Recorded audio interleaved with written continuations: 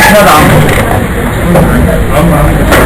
كنا امبارح في اول نوع من الكوما الواحد ضرب القلم على وزنه جاله النهارده هناخد الكتب الكرومه. واحد هو لازم من الطياره حصل مشكله في وزنه، تمام، كان منفوس. بعد شويه هناخد حادثه عربيه وحصل فراكشر بيس ومسكان كاس افتخار من الكوما، تمام، وانواعه. الكتب الكرومه هو سيمبلي كده. يعني ايه كتب الكرومه؟ عباره عن كوما للميديكير نتيجه لاختلاف الضغط، نتيجه لاختلاف الضغط، تمام. المفروض الضغط هنا الميديكير ايكوال للضغط في الاتموسفير في الكلام، تمام. طول ما البريشر هنا ايكوال وهنا ايكوال لهم النورمال بوزيشن. طب هنا هيبقى قد هنا ازاي؟ هو بيدخل هنا السبيكال تيوب، هو بيدخل هنا يبقى البريشر رايز. اذا كلمه السر في الموضوع ده ان السبيكال تيوب اتقفلت، بس مش قفلت جادي ولا زي الانفكشن، ده اتقفلت صدر في تشينج في التمبريتشر معايا، وبالتالي كلمه السر ان السبيكال تيوب مقفوله. طيب وجدت باركوما، كلمة باركوما يعني كوما نتيجة لاختلاف الضغط. كوما to the middle ear caused by atmospheric pressure changes، البريشر اللي بره الاتموسفير in relation to the middle ear pressure. سيبك من الكلام اللي انا قلته، الرسمة اللي عندك دي ده الاتموسفير، دي الارض معايا. الطيارة وهي طالعة فوق الجو فوق الاتموسفير بريشر اخباره بيقل ولا بيزيد؟ بيقل، تمام. وبعدين الطيارة لما هي تنزل الضغط تحت بيزيد، ضغط الارض بيزيد.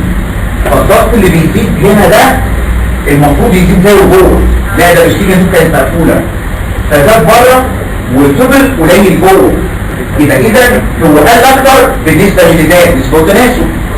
اللي زاد زق الطبلة واللي قل شفط الطبلة، فحاصل فرقعت الطبلة ده في النهاية زي ما نقول كمان شوية. هو ده الاوتيتيك باروتوما. يعني اذا الاوتيتيك باروتوما تروما to the middle ear as a result of atmospheric pressure changes in relation to the middle ear pressure. يبقى البريدسبوزنج فاكتور يبقى يقول لك في امتحان الشفا انا عايز واحد بس وستيجن تو اوبستراكشن. كان زمان لما كنت بتركب الطياره كانت بتديك لبان تطلع قبل ما الطياره تنزل، تمام، علشان اكون لك تنظر اللبان المصري نفسه ما يفتحش الستيكن تيوب. امال ايه اسمه الستيكن تيوب؟ اسمه لان انت تنظر لبان يا محمد سبريت سلايديشن، فلما السبريت سلايديشن تقعد ترجع كل شويه فالبلد بيحرك البلد، فالبلد يفتح ويقفل الستيكن تيوب يقوم يتعادل الضغط معايا. البريدسبوزنج فاكتور مش هيك تبقى اوبستراكشن. طب يا دكتور الستيكن تيوب دي هتبقى اوبستراكتد بايه؟ بحاجات في المناخير. لو المناخير اتقفلت الستيكن تيوب اتقفلت، لو المناخير مفتوحه الستيكن تيوب مفتوحه. المناخير اتقفلت بايه؟ حساسيه، الرجيك راينايتس، الرجيك بوليفاي او بوليبس، تمام، كومان كورد نزله برد، ده كتير قوي. يبقى انسان طبيعي جدا جاله نزله برد وخلاص معاه الطاقه اتحدد فيضطر يسافر. تحصل له المشكله دي لانه سافر ومناخيره مقفوله، تمام. بيزيد السته، واحد عنده نواف في حاجز الانف ده كل ما يركب الطياره يحصل له المشكله دي وهي بتنفر معايا. ادينويد، طفل عنده ادينويد، الادينويد دي كميوباركس في النص ادريك الستيكن تيوب. يعني اذا كلمه السيرن لازم الستيكن تيوب تبقى مفتوحه ويدخل هواء من هنا، والاكسترا يجي كمان مفتوحه يدخل هواء من هنا، يتعادل الضغط على جانبات الضغط.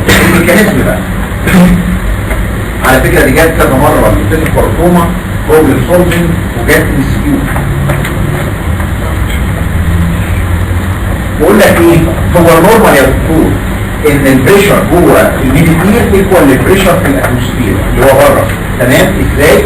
قلنا الستيكن تيوب بتدخل هواء طول ما هي مفتوحه والانسان يجيب الجناب بتدخل هواء يتعادل الضغط على جنبات طبعا. طيب ده نورمال. لما الستيكن تيوب بقى تتقفل البريشر هنا يبقى ايه؟ نيجاتيف. الدم يحصل لها ايه؟ ريتراكشن، تمام. شوفوا على جوه ريتراكشن، تمام. يبقى ده في المايلد كيسز اللي بيحصل لنا كلنا، بلاش طياره. لما تكون راكب العربيه والعربيه نازله من المحرك، تمام، الطريق نازل سلوك، تمام، فبالتالي اللي حصل ان انت عندك سنس اوف بريشر في ودانك، كل ده مايلد ولا حاجه هي بص، تمام. يبقى اذا واحد الستيكن تيوب بتاعته مقفوله والطياره بدات تنزل، الضغط تحت بيزيد، ضغط الارض بيزيد. تمام، كل ما تنزل كل ما الضغط بره يزيد زي كده. تمام،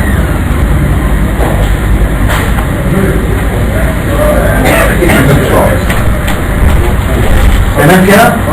فاذا اللي حصل ان الطياره وهي نازله الضغط بره بيزيد وجوه بيقل بالنسبه اللي بيزيد، يقوم حاصل ريتراكشن.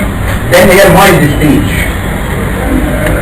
الطياره ما بطلتش هبوط وبدات تقرب من الارض اكتر، فالضغط بره بيزيد اكتر، ضغط الاتموسفير بيزيد اكتر، وده بيقل بالنسبه اللي بيزيد. انا معاك ان هو بس بالنسبه للتناسب هو بيقل بالنسبه اللي بيزيد.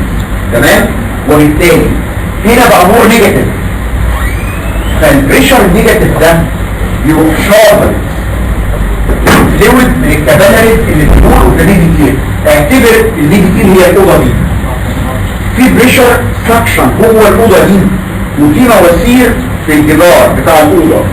فالبريشر النيجاتيف ده يروح شاطط الفلويد اللي جوه المواسير، يفتح الكابيلاري بوز ويحصل ترانسوديشن. تمام، يبقى اذا حصل افيوجن. بس ما تقوليش سكريت بروتايتس ميديا، سكريت بروتايتس ميديا كرونيك، لكن دي برضه اسمها دي جيلي فيوجن. ما هو فيوجن عادي، ولكن ده حصل صدر معايا، علشان كده لا يوجع.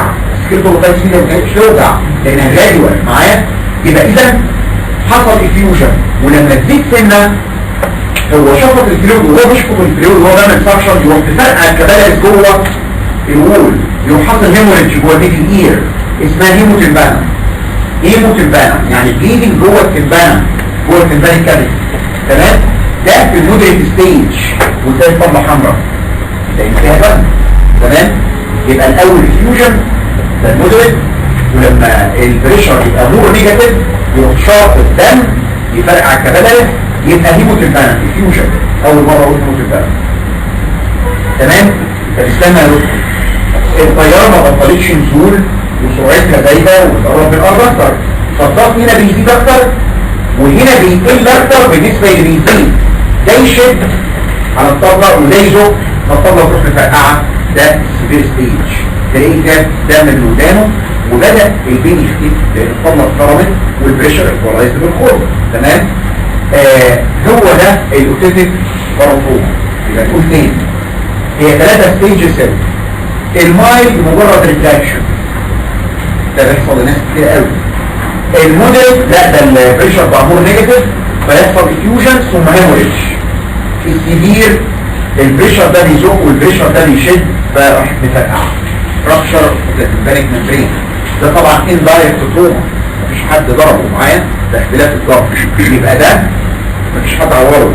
يبقى ده عباره عن الاوتيتيك باروتوما بالستيجز بتاعتها. الكلينيكال بيكشر، السيمتومز، الاعراض. العيان ده هيحس بايه؟ مش يا اما الدرام داخله لجوه جامد ما عادش بتتهز مع صوت، يا اما في الفلويد، يا اما في الجيدي، يا اما في رابشر، عاد في الستيج. اذا في ديفنس وديفنس، مفيش ديفنس من غير ثالثه. بين في الوزن لازم يحس بايه؟ حتى لو بين خفيف بالذات في الموديل. وبعدين السكين وهي بتفرقع وهتفرقع خلاص، ولكن وهي بتفرقع يبقى اذا هيحس ببين وقتها. sensation of fearfulness. انا نسيت اقول لك ان قصة الراجل ده بتقابلنا كتير جدا بتاع دكتور الكونتور في اجازة نص سنة. المصريين اللي بيدرسوا العربية تلاقيه مدرس وجات اجازة نص السنة فمضطر يسافر لاهله ويجي مصر في اجازة نص السنة وهو عنده نزلة برد، والبرد بسم الله ما شاء الله في الخليج حاجة جميلة جدا، اعلى نسبة الالرجيك راينايتس في العالم. فاللي حصل ان الراجل ده ما عندوش غير الاجازة دي. اتفضل.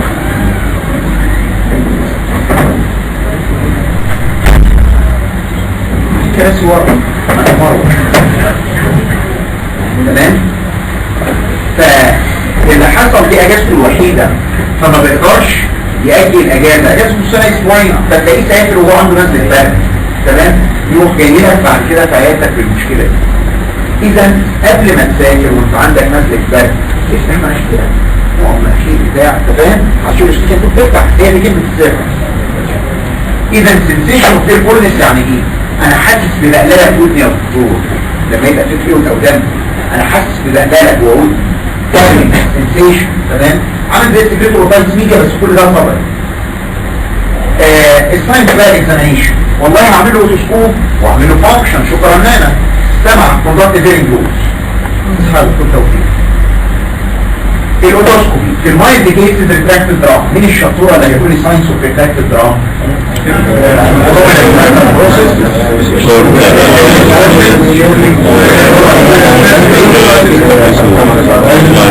اهو نص تمام.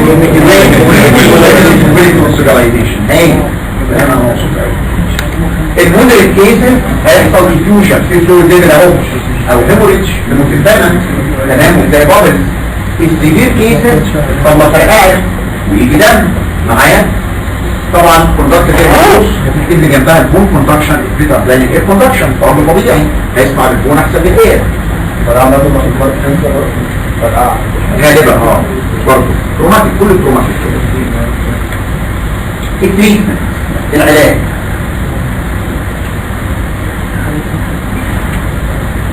بروفيلاكتيك اللي هو انت ليه طاير ليه راكب الطياره وانت عندك نزله برد؟ يعني ليه وقفت تطير وانت عندك نزله برد اصلا؟ تمام؟ ليه وقفت تطير وانت مناخيرك مقفوله؟ اذا الوقايه خير من العلاج. حصل اللي حصل يا دكتور خلاص طالما حصل يبقى اوت فيور بروفيلاكتيك افويد تو جيت تو.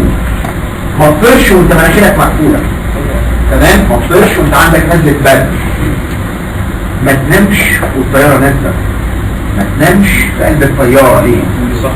اصل وانت صاحي عمال تبلع عينك كل شويه وانت نايم الريت اوف سوالونج بيقل معايا. يعني انت وانت قاعد قدام دلوقتي عمال تبلع عينك من غير ما تاخد بالك تمام؟ فالسيكه تقوم عمال تفتح وتقفل. اما وانت نايم الريت اوف سوالونج بيقل كتير وبالتالي السيكه تفضل مقفوله فتره اطول. فهمت الكلام؟ يبقى افويد ان انت تطير وانت عندك نزله برد مناخيرك مقفوله، افويد ان انت تنام في الطياره تمام؟ جبتوا حركه ولازم تطير وانت عندك نزله برد دي كونجستنت نيزل دروبس. يا اخي حط الجدريت في ايدك يا اخي تمام؟ اول ما الطياره تبتدي تنزل وانت فوق حط نقطتين ثلاثه هنا ونقطتين ثلاثه هنا تقوم تفتح الاستيكان تيوب. النوز كانت كونجستد انت عملت دي كونجيشن ففتحت وبالتالي الاستيكان تيوب تفتح تمام؟ يبقى دي كونجستنت نيزل دروبس مش بيفور فلاي وباك، لا قبل السن. على فكره السؤال ده مسكوه مرتين يقول لك ايه المشكله هتحصل امتى؟ في انهي ستيج في الطيران during الديسنت معايا؟ مش وهي طالعه ولا وهي فوق وهي نازله عشان بتقرب الاتموسفير بريشر.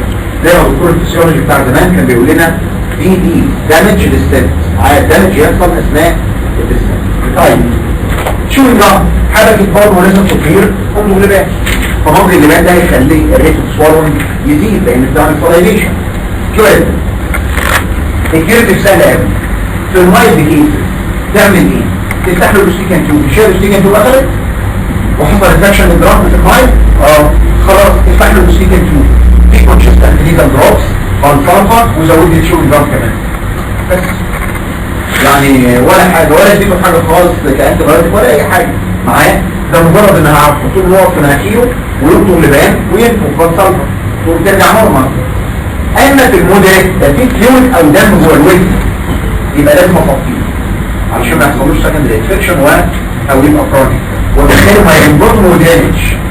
ما ينقطم ودرينج ولو عندي عيان لذيذ جدا هو جاي لك نازل من الطياره راسا تمام يا دوب لسه جاي من السفر النهارده او امبارح وسمعه تقيل جدا مجرد شقه خلاص سمعه رجع نورمال جدا تمام. فده عيان بيحس بنتيجه صحيحه ما ينقطم اند درينج ده لو في فلويد اللي هي في المودريت ستيج. في السيفير كيسز بقى ده الطلبه فرقعت ولو الطلبه فرقعت هتكتب التريتمنت بتاع التروماتيك رابشر اوف ذا سمبانيك ممبرين كله انديكيت تمام. خلاص كده انا بعمل مايل وبلاستي امتى للتروماتيك رابشر اوف ذا سمبانيك ممبرين؟ لو ثلاث ل 6 شهور يعني عملت تحفظي بستنى 3 ل 6 شهور تحفظي ما لمش يتعمل له مايلين وبلاست ده طبعا تمام. فراكشر بيز اوف ذا فراكشر بيز اوف ذا كسر في قاع الجمجمه. تخيل ليك ان كسر قاع الجمجمه ده خطر قوي. لا ده ممكن يحصل كسر قاع الجمجمه وانت ما تحسش بيه اصلا. تخيل يعني ممكن واحد يحصل له حادثه عربيه وعنده كسر في قاع الجمجمه وما تشخص اصلا ويعيش ويبقى كويس قوي. ده لو النوع ده لونجيتودينال. اما ترانسفيرس ده كده بنسبة عليه جدا. تمام؟ كيف قاع الجمجمة؟ انا عايزك تركز معايا قوي الحته دي. دي ديسكفري دايس انترنال. هو ديسكفري دايس انترنال معايا. بالتالي في كل صورة احمد جنب الدكتور مروه. محمد ابو احمد محمد جنب محمد علشان هتقولي بس على الوقت الدين.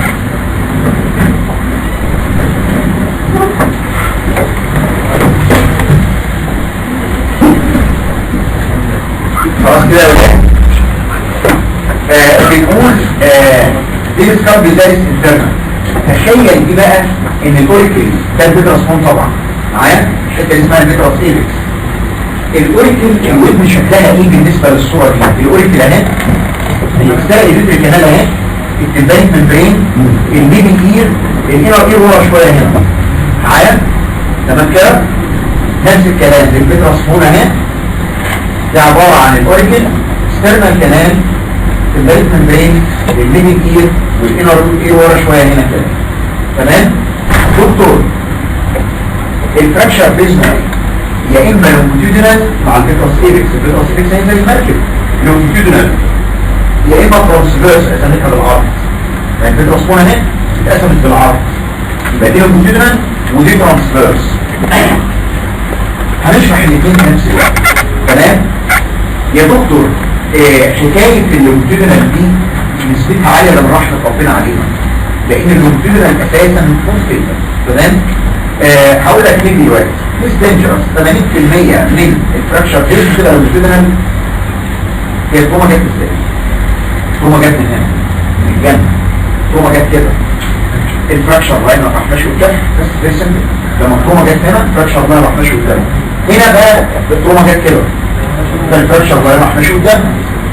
يا ولاد مين اللي بينزل؟ دكتور محمد تسالني بصوا بقى كمان. التروما جت من الجنب فالفراكشر لاين مش قدام، التروما جت من ورا فالفراكشر لاين مش قدام.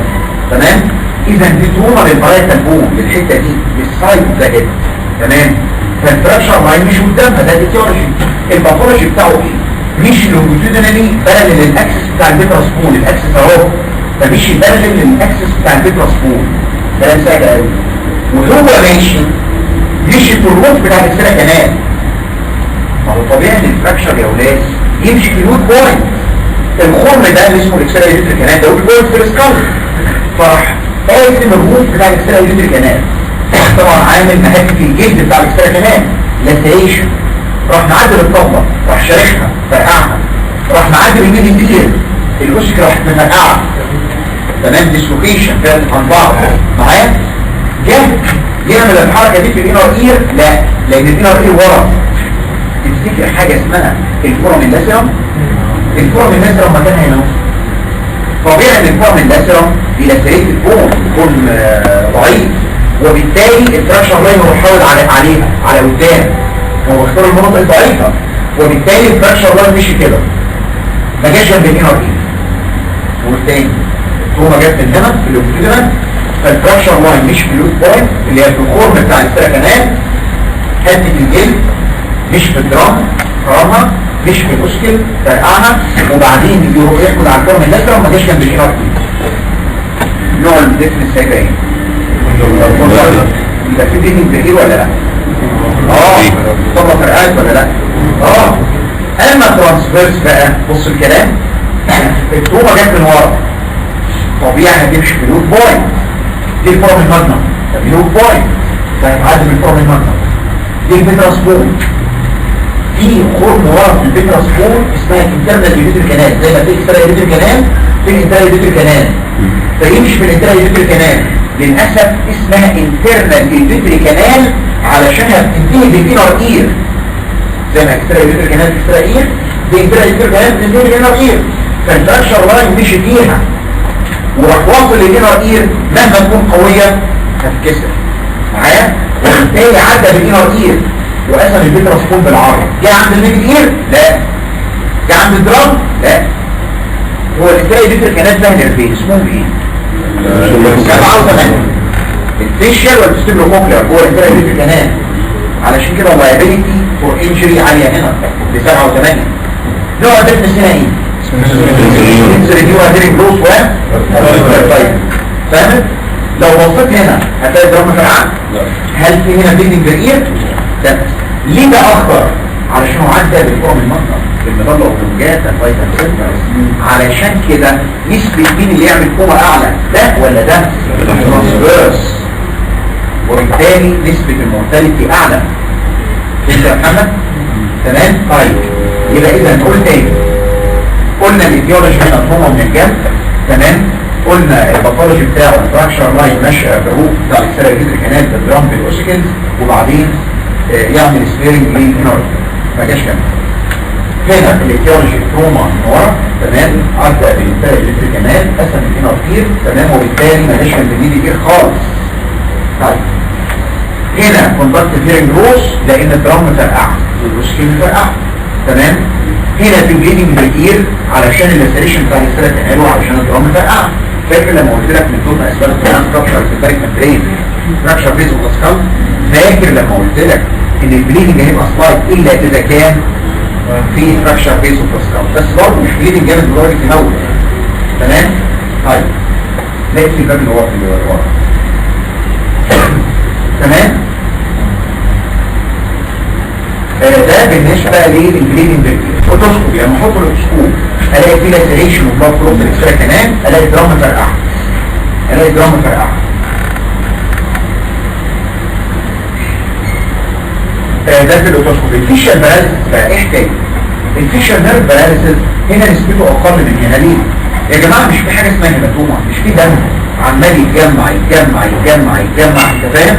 الفيشال نيرف ما تاثرش خالص هنا، ما تعورش، ولكن الهيماتوما اللي عماله تكبر هتروح واصله له. فيقول لك ايه؟ ممكن الفيشال نيرف لو حصل له باراليسيس يبقى بارشل اند ديلي. يعني ايه كلمه بارشل؟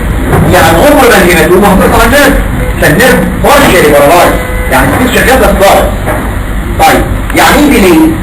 يعني التروما حصلت دلوقتي، الباراليسيس حصل بعد 10 ساعات، بعد 5-6 ساعات، بعد يوم، عما الهيماتوما كبرت يبقى ديلي.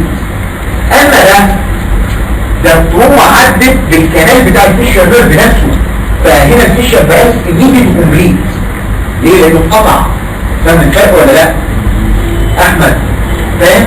طيب هنا قلنا السبب تروما من ورا عدى بالانتريوري كانال والتتراسبون واللي هي الانر اير، وبالتالي الكلينيكال برزنتيشن بتاع سنسوري نيورال هيد لوس وفيرتايجو علشان النيرف اتقطع اللي هو ال8 اتعور والانر اير.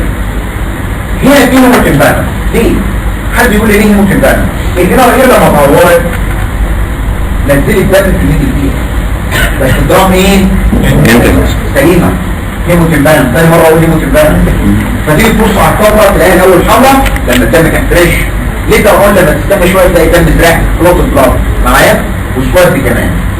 يبقى ده هيموتين بالانس دراف انتاك. الروتوسكوبي دراف انتاك ولكن ريدش او بلوش على حسب نوع الدم، هو جالك ايه هو فريش ولا ليه. فيش بالانس نسبته 50% لانه عدى بالكنال بتاعته وهيبقى ايميديت وكومبليت. وهنا تيجي البروبلم سولفنج المشهوره. تمام؟ انا عايزك وانت بتقرا كل سطر في المنهج تتخيل البروبلم سولفنج اللي هتيجي فيه. انا هقول لكم معظم البروبلم سولفنج، بس للاسف انا هقولها لكم لوغاريتمات في اخر الراوند لان مش هينفع اشرحها كلها ان ديتيلز تاني لان كده هنشرح المنهج. فهقول لكم لوغاريتمات كذا زي كذا يساوي كذا، كذا زي كذا يساوي كذا معايا. ولكن في اخر السنه طبعا هنرجعها ان ديتيلز.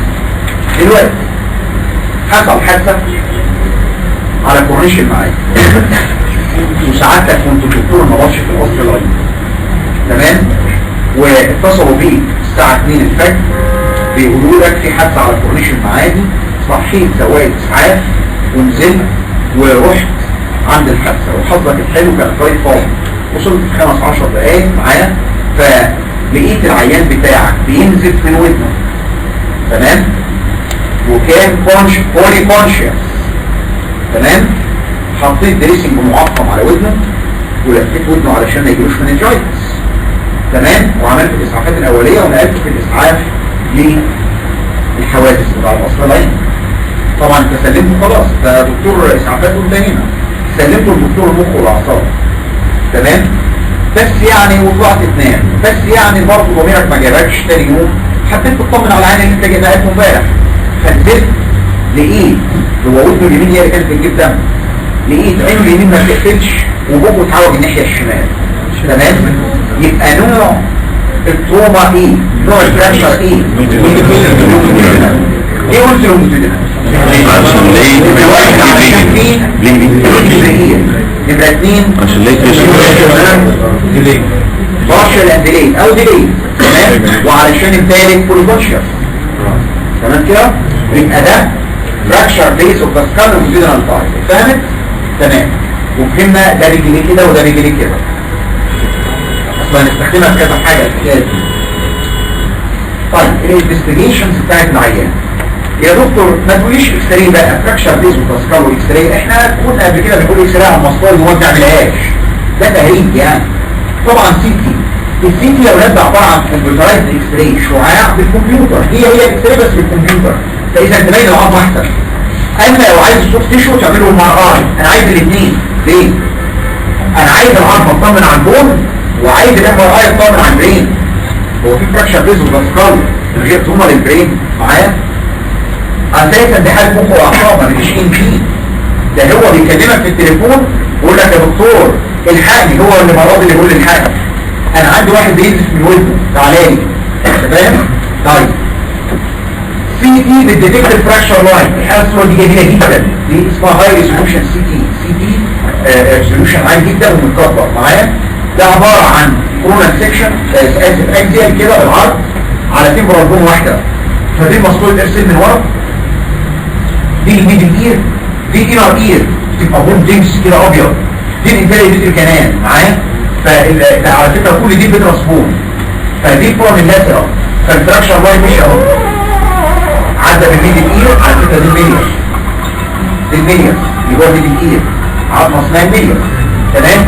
فمشي في الروف بتاع الرساله كانال، مشي في الميدل اير، عدى كده بالفورم اللاترال لونجيتودينال تايب اوف فراكشر. اذا السي تي ده العظم احسن. عايز اطمن على البرين يا دكتور، MRI تبقى لك السوفت تيشو علشان تكسكلود البرين انجري. التريتمنت بتاعه طبعا ده ما يتعالجش في بيتكم، يعمل لونجيتودينال او ترانسفيرس. تمام؟ وبالتالي هوسبيتاليزيشن اندر كومبليت اسيبتيك كونديشن، ده البرين ده بتاع الشارع. تمام؟ يبقى اندر كومبليت اسيبتيك كونديشن، قلت لك دريسنج معقم وتروح حاطه ولفه وبعد كده تنقل العيان للمستشفى. هوسبيتاليزيشن اندر كومبليت اسيبتيك كونديشن، سيستميك انتي بايوتكس بتكروس البلاد برين بارير كابروفيلاكسس اجينست المينجايتس والبرين ابسس. تمام؟ كورتيزون، انت عارف ان الكورتيزون هنا لايف سيفنج؟ طبعا لايف سيفنج قبل ما يحصل برين ايديما من التروما. تمام؟ اذا هو لايف سيفنج. هتديله ستيرويد. تمام؟ يبقى سيستميك انتي بايوتيك ستيرويد علشان اقلل البرين ايديما.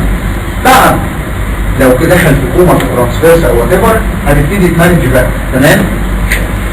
لو في برين انجري دكتور المخ والاعصاب اللي بيتصرف اللي هو النيوروسيرجن. تمام؟ سيان في ماتوما هيفضيها، سيان في وهكذا. تمام؟ اما لو في رابشر في التباك في البرين يعامل معامله التروماتيك رابشر. كونسرفتيف ما خفش من سنه ل 6 شهور ما يرموا بلاصه. تمام كلام؟ اما لو الاوسيكلز مفرقعه ديسلوكيتد اوسيكلز في الجلوتينال تايب، يعني انت عايز العين ده الاوسيكل بتاع لسه انتاج لازم تكون مفرقعه من بعض. تمام؟ وبالتالي لو ديسلوكيتد اوسيكلز اوسيكلوبلاست، يعني تلاقيها قبل ما يبقوا بلاست الاوسيكل تلاقيها اسمها اوسيكلوبلاست، بتجمعهم تاني في بعض وتلزقهم معايا، دي اسمها اوسيكلوبلاست. الفيشيال نيرف بقى هات لي صفحه، هات بس الكتاب اعتقد 39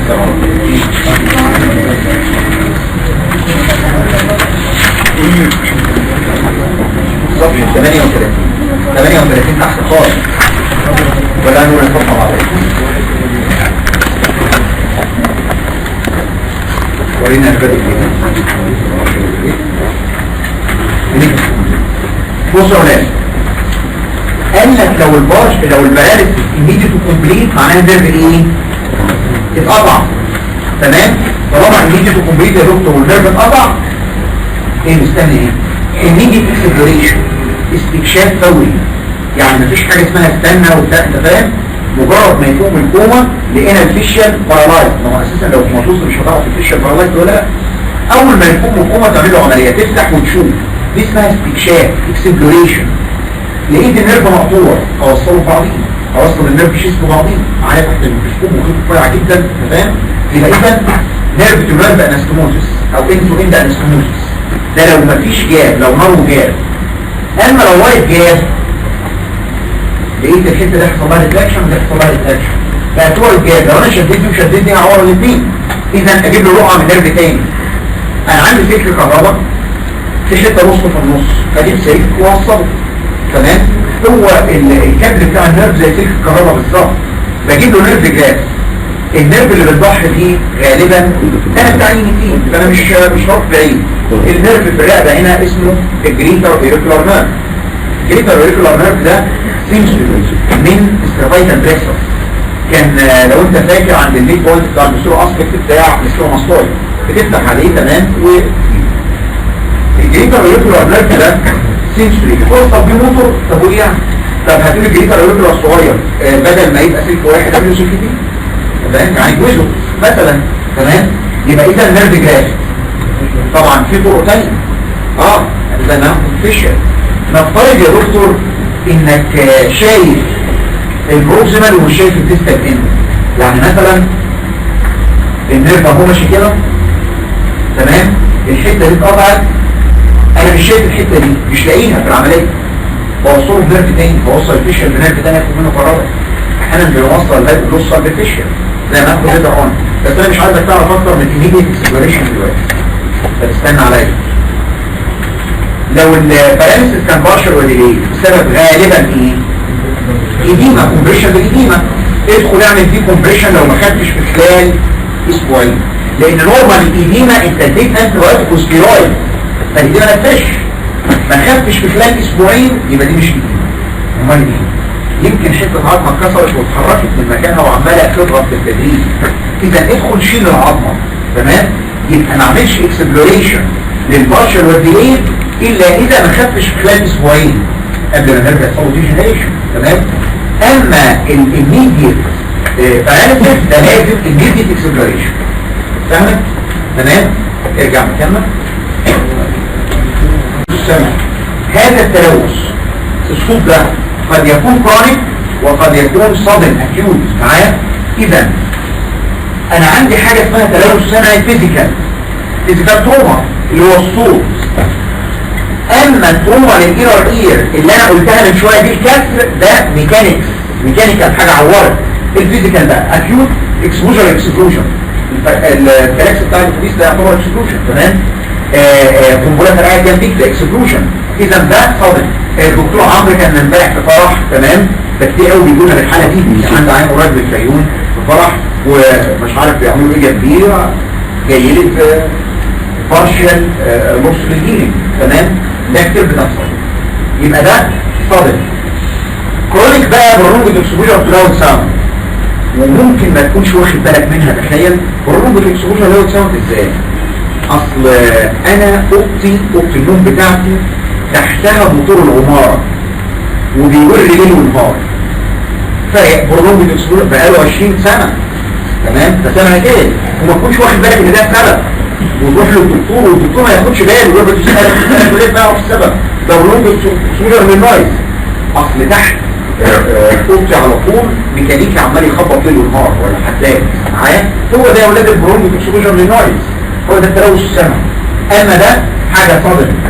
طيب ميكانيكال بقى. على فكره احنا عملنا بحث عن الموضوع ده، وكانت الامراض اتكلمت عليه من حوالي 10 سنين على امهات الحديد والصلب الغلابه بتوع حلوان. ايه كانت حديد والصلب تمام. فالحقيقه لقينا حاجه غريبه جدا. العامل اللي اتقال فتره معينه كذا سنه اعتقد طلع في 10 سنين لازم يكون سمعه فيه تمام. برونج اكسبوجر للنويز. وفعلا واحد من التوكسيكولوجي صمم العنابر بتاعتهم بطريقه معينه. لقينا الناس الجداد بعد فتره سمعهم ما بيتقالش، يعني خلى العنابر كلها مفتحه من فوق فالصوت بيحصل له ديسبرشن، وخلى المكن على كاوتش بحيث الفايبريشن يقل. طبعا اكيد مش فكرته يعني، ولكن جابت نتيجه يعني تمام. ده اللي هو التلوث السمعي. ميكانيكال بقى. ميكانيكس الدكتور عبد المجيد بيسجل فاكرين شيء تمام. ده الميكانكس بريلين فيستولا، وانا بعمل استابيليكتومي او ماستيديكتومي، بريلين اروح نازل على لاترال كانال يمكن بريلين تفضل يسلم عليا، وانا بعمل استابيليكتومي كنت بريلين راح طالع معايا خلاص العين هيدخل سمعه، وان كان ممكن يبقى تمبوراري ممكن يبقى بيرمننت. انت فاهم؟ اكسيدنتال بقى فراكشر بيز انهي نوع اللي يعور الانر اير؟ الدوبلينا ولا ترانسفيرس؟ كلينيكال بيكشر العين ده عنده سنسوري نيورال هيرنج جروث وبالتايبو والحقيقه عنده تنس. يعني زود لي كلمه تليفون ده اكتر حاجه بتجيب العين الوش، العين اللي هو سرينه الاتوبيس ضربت قنبله فرقعت تلاقي وده بتطل بعديها معايا. يبقى اذا سنسوري نيورال هيرنج جروث وبالتايبو وكلينيكال التريتمنت بتاعها لها كونسرفتيف في كونسرفتيف تمام. الكونسرفتيف تريتمنت يا ولاد ده بالنسبه للميكانكس الحاجه معوره الميكانكس ايه في الباقي يا طيب سيبوا يا عم طارق هو تمام.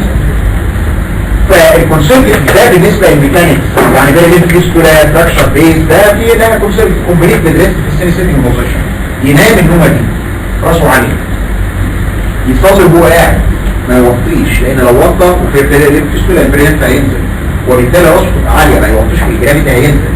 يبقى اذا كومبليت بدريست في السيمي سيتنج بوزيشن ما يكحش ما يحدقش، عنده كونستريشن يتعالج، عنده كحه تتعالج معايا، يجي يغطس او يكح يفتح بقه على الاخر علشان البريشر ما يطلعش فوق، البريشر يطلع من هنا معايا. اذا افويد كاتنج وستريننج الحدقه والكحه علشان لو حدق البريشر هيعلى البريلم ينزل تمام.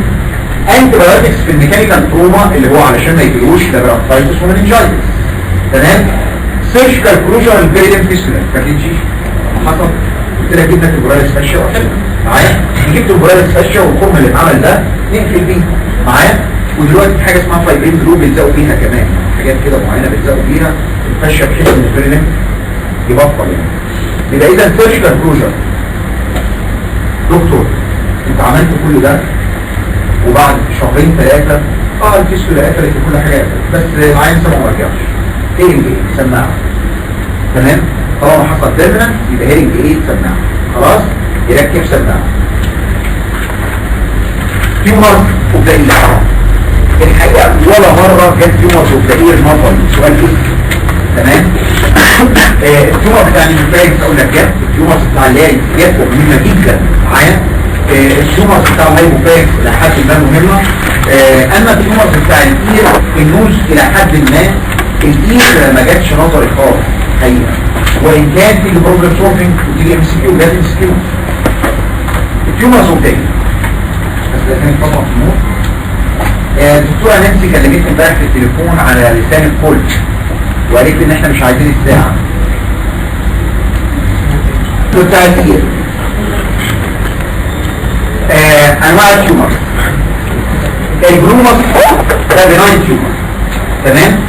كلمة جرومس هنعرف يعني ايه كمان شوية، بس ده البناين تيومر بتاع الميدل اير يجي في الميدل اير هنا ده الجرومس.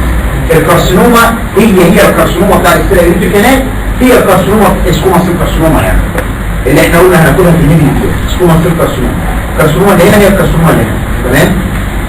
يبقى اذا تيومر اوف ذا ميدل اير بناين ومالجنان. بناين جرومس تيومر، مالجنان اسكوما سيل كارسينوما. مين الشطوره اللي بيقول لي التيومرز اوف ذا انر اير؟ مفيش تيومرز اوف ذا انر، ما بيطلعش تيومرز اوف ذا انر اير تمام. امال ايه؟ من النيرف بتاع الانر اير اللي هو الاكوستيك نيرف او ديستيبيولو كوكلير نيرف، فسموها اكوستيك نيوروما او ديستيبيولو اشوانوما بتاع السنه اللي فاتت. السلايد بتاع السنه اللي فاتت اللي كانت في الاخر فاكرينها؟ عندنا تايب ايه وعندنا تايب بي الرينجر فاكرينها؟ ايه؟ ده الاكوستيك نيوروما او الديستيبيولو اشوانوما معايا؟ طيب يبقى مفيش تيومر يطلع من الانر اير. الجروماس تيومر يا دكتور يعني ايه كلمه جروماس؟ في حاجه اسمها جروماس بودس. الجروماس بودس دي يا اولاد شبيهه بالنيرف، شبيهه بالنيوروجينيك تيشو، اسمها بارا جانجليونيك تيشو. يعني ايه كلمه بارا جانجليونيك؟ شبيهه بالجانجليا بتاع النيرف، بارا جانجليونيك تيشو ايه هي الباراجنجليونيك تيشوز في الجسم او في لينا هناك بالذات؟ اشهرهم الكيمو ريسبتورز لو انت فاكرها، تمام؟ كاروتيد بودي، كل دي كيمو ريسبتورز معايا، او باراجنجليونيك تيشو. زيها كمان بس بتبقى ديرنت ما بتبقاش نورمال، اسمها جروماس بوديز، تمام؟ دي عندنا وبتتلاشى دلوقتي. الجروماس بوديز دي ممكن تكبر وتعمل تيومر، تمام؟ ده حاجه ميكروسكوبيك. الجروماس بوديز دي من اسمها باراجنجليونيك تيشو، وبالتالي ريليتد للنيرف. في نيرفين في الاير حوالين باراجنجليونيك تيشو. ايه النيرف اللي جوه الميدل اير؟ يعني كده الفين انا قلت جوه الميدل اير جوه النيرف البراي مفيش عنده باراجنجليونيك تيشو، والتاني جاكوبسون الباقي بلاش وبروس بارنجيال حوالين باراجنجليونيك تيشو، ده جوه الميدل اير. وطالما جوه الميدل اير الميدل اير اسمها بلاتيني تمبانم، يبقى يجيب جروماس تمبانيكم. في واحد تحت الميدل اير اسمه الفيجاس، تمام؟ خارج من شجره الفوم، تمام؟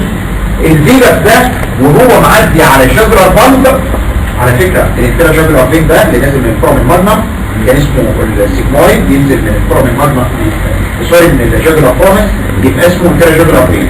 عامل بلب من فوق والبلب من تحت، السلو بلب ده تحت الميدل اير، تمام؟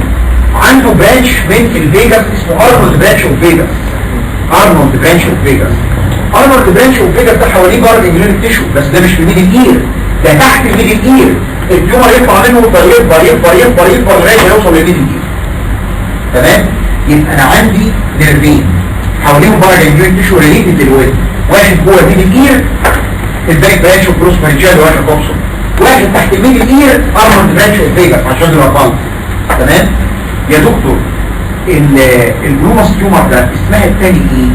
كانوا بيعتقدوا ان الجلوماس بوديز دي كيمو ريسبتورز فسموها كيمو ديفتوما. التيومر اللي يطلع منها اسمه كيمو ديفتوما الاسم القديم. اسمها التاني باراجنجليوما لانها باراجنجليونيك تيشو، والاسم الاشهر جلوماس تيومر. عباره عن التيومر ده بيناين بيناين هايلي فاسكولار، ده احمر اهو في رسم الكتاب حمراء، هايلي فاسكولار لوكالي اجريسيف. هو مش كانسر، ما تقولش لوكالي اجريسيف، ما تعملش انفيشن، هو لوكالي اجريسيف عمال يكبر على حساب التيشوز اللي حواليه معايا. الديفينيشن ده شغله هو هناخده في تيومر في النيزوفارينج اسمه انجيوفايبوما، نفس الديفينيشن، تمام؟ يبقى بناين لوكالي اجريسيف هايلي فاسكولار تيومر طالع منين؟ طالع من باراجنجليونيك تيشو ريليتد تو سيرتن نيرفز في التمبرال بون. باراجنجليونيك تيشو ريليتد تو سيرتن نيرفز في التمبرال بون، يا اما طالع من الشجره البلب اسمه جروما شاكولار يطلع من الباراجنجليونيك تيشو اللي حوالين مين؟ الارنولد برانش اوف فيجاس، يا اما جروما تمبانيكم ده يسمى شاكولار علشان الشجره البلب، يا اما جروما تمبانيكم اللي هو جوه التمبانيك كابيتي طالع من الباراجنجليونيك تيشو حوالين جاكوبسون نيرف. الجاكوبسون نيرف ده عامل على البروموسري ده برانشز، هو الجروما تمبانيكم يطلع منه، تمام؟ الميديا نور الجديد. طيب ملخص ما سبق، حكم النور بعد اذنك.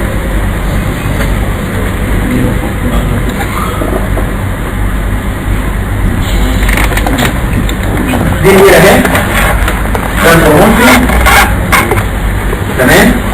فالجروما تمبانيكم يطلع من هنا، تمام كلام؟ بينما الجروما الشاكولار يطلع من هنا من تحت الميدل اير من الشجره البلب هنا. الجلوماس تمبانيكم اوريدي جوه الميدل اير وزمان بيبقى صغير ده ريليتد تو جاكوبسون نيرف.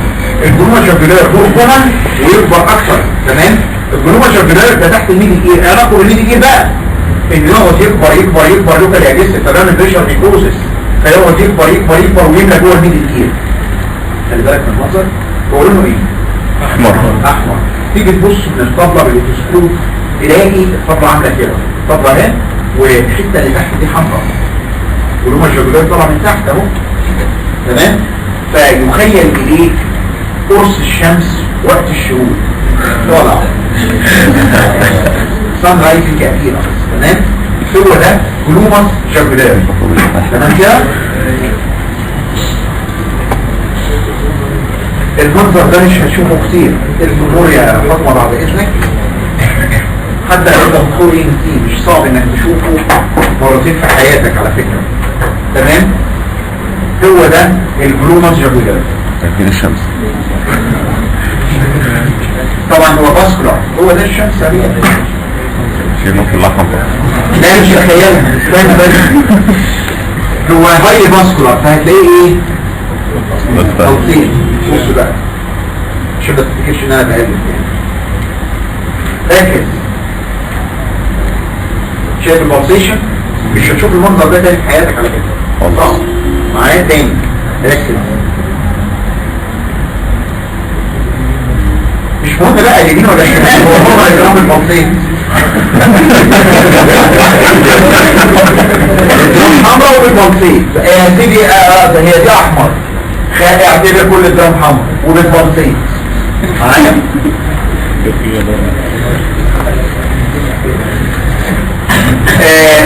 السيمبتومز ده بناين تيومر مالا الميدل اير، السيان طالع من جوه الميدل اير او طالع من تحت ولا الميدل اير، وبالتالي كونتاكتيف ديفنس.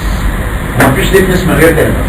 التنفس هنا بالتقاي يعمل كونتاكتيف ولا سيكسري نيورال لما يضغط على الانر اير يبقى اونيكاليكسد.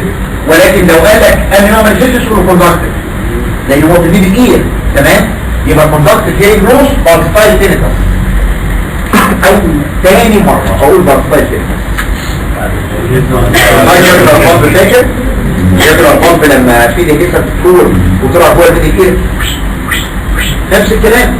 يعني لو عايز برضه احس بالتقاي تنفس يعني انت شايف بلسيشن وهو يقول لك والله انا سامع نبض قلبي وقلبي معايا تمام.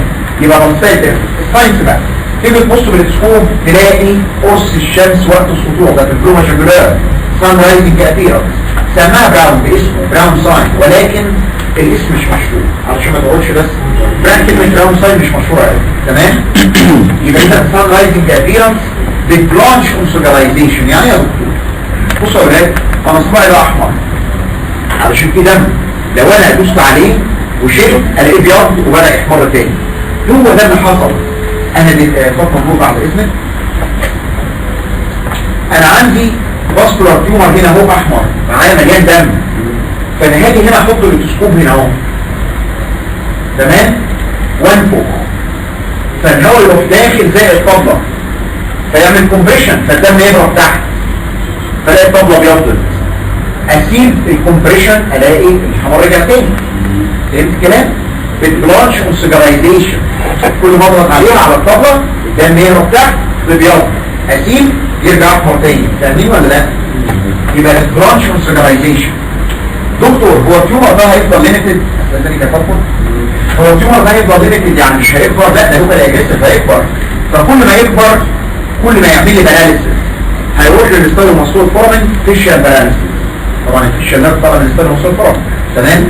هيروح لجابلر فورمن ده ميني جابلر فورمن لانه اسمه بلومر طبعا جابلر فورمن مدوم بالقبه بتوع جابلر فورمن معايا. وبالتالي يروح لجابلر فورمن. الجابلر فورمن خارج منها 9 و10 و11 ورفل بلون 12 اللي هو الفور كرينيال نيرفز. 9 اسمه ايه؟ وظيفته الاساسيه ايه؟ سنسوري للبال. وبالتالي تيجي تشرب ما تحسش انك بتشرب تقوم تشرق. انت عارف وانا باكل او اشرب اول ما الميه او الاكل يلمسوا الفرنجيه بيبوظ احسها يروح باعت للبرين الحق ده بيبلع يروح باعت ارفع اللاين. بص وانا ببلع اللاين بتترفع. ده بترفع ازاي؟ انا حسيت بالفاج بالجلوس فرنجيه ان انا ببلع يروح باعت اوردر للبرين ارفع علشان يقفل معايا على الابيجلوس. لا مش هيرفع مش هيدي الاوردر ده وبالتالي تشرق شوكينج. تيجي تشرب تشرق لانك مش عايز ما تشرب تمام. 10 اسمه الفيجاس يعني بورسون سوبويس فهذا البوكا كور وبالتالي بورسون سوبويس. 11 اللي هو الاكسسوري سباينال اكسسوري فاكره بيغذي الاستروماسول الترابيزيوم يجي شولدر دروب. ما هو الترابيزيوم والاستروماسول عاملين كده معاه فيجي شولدر دروب. 12 هايبوجلوسال باراليسيس اللي هو بيغذي الطن. اخيرا اول ما ياكل السكال بيز ويطلع انتراكرينيال يعلي الانتراكرينيال تنشن. وده ممكن في 15 20 سنه لان ده بناين تيومر يعني سلوري جروند مش لو اتساب. ولكن ما شفناش كلوماس تمباريكا معامل بلاس لانه مش هو اللي بيبقى بلاس من اللي ده التريتيكال لو اتساب تمام. الانفستيجيشنز بتاع الحالة دي هتعمل ايه انفستيجيشنز؟ بص يا دكتور، انا عايز اشوف البون وعايز اشوف السوفت تيشو. التيومر ده سوفت تيشو يبقى يبان اكتر من MRI، ولكن انا عايز اشوف البون ليه؟ هو مش خارج من الجدرة، التيومر ده مش طالع من الجدرة. اذا استنى عليا، اعتبر دي جدرة فاضي والانتلا جدرة فين خارج منها اهو، وراح عامل بلب هنا. خلي بالك هنا الميدل اير وهنا الجدرة فاضي، التيومر طالع من هنا فيكبر كل ده فتلاقيه دخل جوه الجدرة فاضي، لانه اساسا طالع من الجدرة فين. فاول ما التيومر يدخل جوه الجدرة فاضي يعمل لها ايروجن ولا وايدنج؟ وايدنج، لان ده بيناين. عارف لو كانسر كان عمل ايروجن معايا، فهتلاقي الجدرة فاضي دي واسعه والجدرة فاضي دي نورمال. تمام؟ طب السي تي جاي لك الاثنين، فتلاقي واحده اوسع من الثانيه لانه اكشوالي خارج من الجدرة، وبالتالي وايد جدرة فاضي. ولو اديته كونتراست يبان بالصبغه، التيومر هيبان نفسه. تمام؟ لو اديت صبغه MRI يبين السوفت تيشو، هيبين التيومر اتسيلف. ده موست دايجنوستيك انفستيجيشن التيومر ده فاسكولار. اذا هنحل له صبغه مش بالماسكولاريتي اهي، صبغه باينين للماسكليتشر بس. تمام؟ وبالتالي ايه ده؟ حاجه غريبه قوي يا دكتور. المفروض هنا الاسيمبلي ديفرنشيال ارتري في الحته دي، وبعدين مفيش حاجه لعبكه هنا كده، لا لقيت في لعبكه، يبقى ده تيومر فاسكولار. الصبغه دخلت جواه، ده اسمه انجيوجرافي. انجيو يعني بلاد فيسل، جرافي يعني رسم. ده اسم الماسكولاريتي بس. ده عباره عن واحد دكتور الاشعه اللي بيعملها مش دكتور ايه طبعا، واحد رايح يعمل اشعه بالصبغه على البلاد فيسل بس، بكتب للدكتور انا عايز كاروتيد انجيوجرافي. تمام؟ فالعين بينام، دكتور الاشعه واقف، فبيروح يسلط الكاميرا اللي هتصور وبيبص على المنظر. تمام؟ وبيروح مدخل الاول قسطره. القسطره دي مدككها من هنا او من هنا، الفيمورال او من الكاروتيد، غالبا الكاروتيد معايا. فزي قسطره القلب بالظبط، فبيدككها من الكاروتيد. القسطره دي في نهايتها حته معدن فبتبقى باينه على المونيتور. تمام؟ فيفضل يزق وبعدين يروح حاقن ثابته. انا مش شايف التيومر لسه، ما اعرفش العين ده ايه. دكتور باعت لي يقول لي اعمل لي كاروتيد انجيوجرافي، فاروح حاقن ثابته من القسطره، يعني دخلت القسطره واروح حاقن ثابته. الصبغه دي تسوق لي كل الفاسكولاريتي بتاع جسمه، بس انا مسلط الكاميرا على الحته دي اللي انا عايزها معايا. الصبغه مشيت في الفاسكولاريتي بس. تمام؟ فحققت لي صورت لي كل الفاسكوليتشر. لقيت فينا حاجه ابنورمال. ايه ده؟ ده يبقى فاسكولار تيومر، ده كله بلاد فيسل بلاد فيسل بلاد فيسل. اروح اعمل ايه في القسطره؟ افضل الف في القسطره، ازق لغايه ما تيجي للبلاد سبلاي بتاع التيومر. تمام؟ ما انا رسمته بقى فشايفه، شايف ان ده اللي بيغذي التيومر وممكن يبقى اكتر من واحد. تمام؟ اروح مدكك القسطره لغايه ما يجي لمير ذا تيومر، واروح جايب امبرس واروح حاطه في القسطره واروح ضارب امبرس في الجسم معايا. ضربت الامبرس طول ما هي في القسطره ماده هلاميه، جيلي، ماده هلاميه. اول ما توصل بلاد فيسل تحول لماده صلبه تقفل البلاد طبيعي عن التيومر. فاهمت؟ يبقى عملت امبولايزيشن. يبقى الانجيوجرافي وريتني حاجتين، نمرة واحد بينت لي البلاد سبلاي بتاع التيومر، نمرة اثنين عملت له امبولايزيشن. طب وده ينفع كده يا دكتور تاني؟ ينفعني لما اجي كجراح لما اجي اشيل التيومر اشيله وذليت البليد، يعني ده فاسكولار ده هينزل جامد وكان بيحتاج نقل دم وبتاع، هي ممكن يحتاج ولكن اقل. اذا الانجيوجرافي is the most diagnostic investigation. طيب ايه المين بلاد سبلاي للجلوماس جاكولاري هنا؟ الاسندنج فارنجيال ارتري، هو ده الفاكس. فاللي طلع في الجنب من هنا اسمه اسندنج فارنجيال. تمام؟ او برانش منه. هنا في الانجيوفايبروما ولا في الماكسيلاري؟ هنا في الماكسيلا معايا اللي هو سيميلار ليد بالظبط. اذا انجيوجرافي بينت الفيدنج فيسل اللي هو اسندنج فارنجيال غالبا، وعملت له امبولايزيشن. دكتور لما حته حمراء اهي وعماله تشوف في الطبله ما تدخل تاخد بايوبسي ينفع؟ كونترا انديكيت وكتبت بالاحمر. ليه كونترا انديكيت؟ بليدنج اند نوت بليدنج يا اخي. ده انت لو عملت له كاروتيد انجيوجرافي شخصت لك اهي، هتحتاج بايوبسي معايا ما خلاص اتشخص.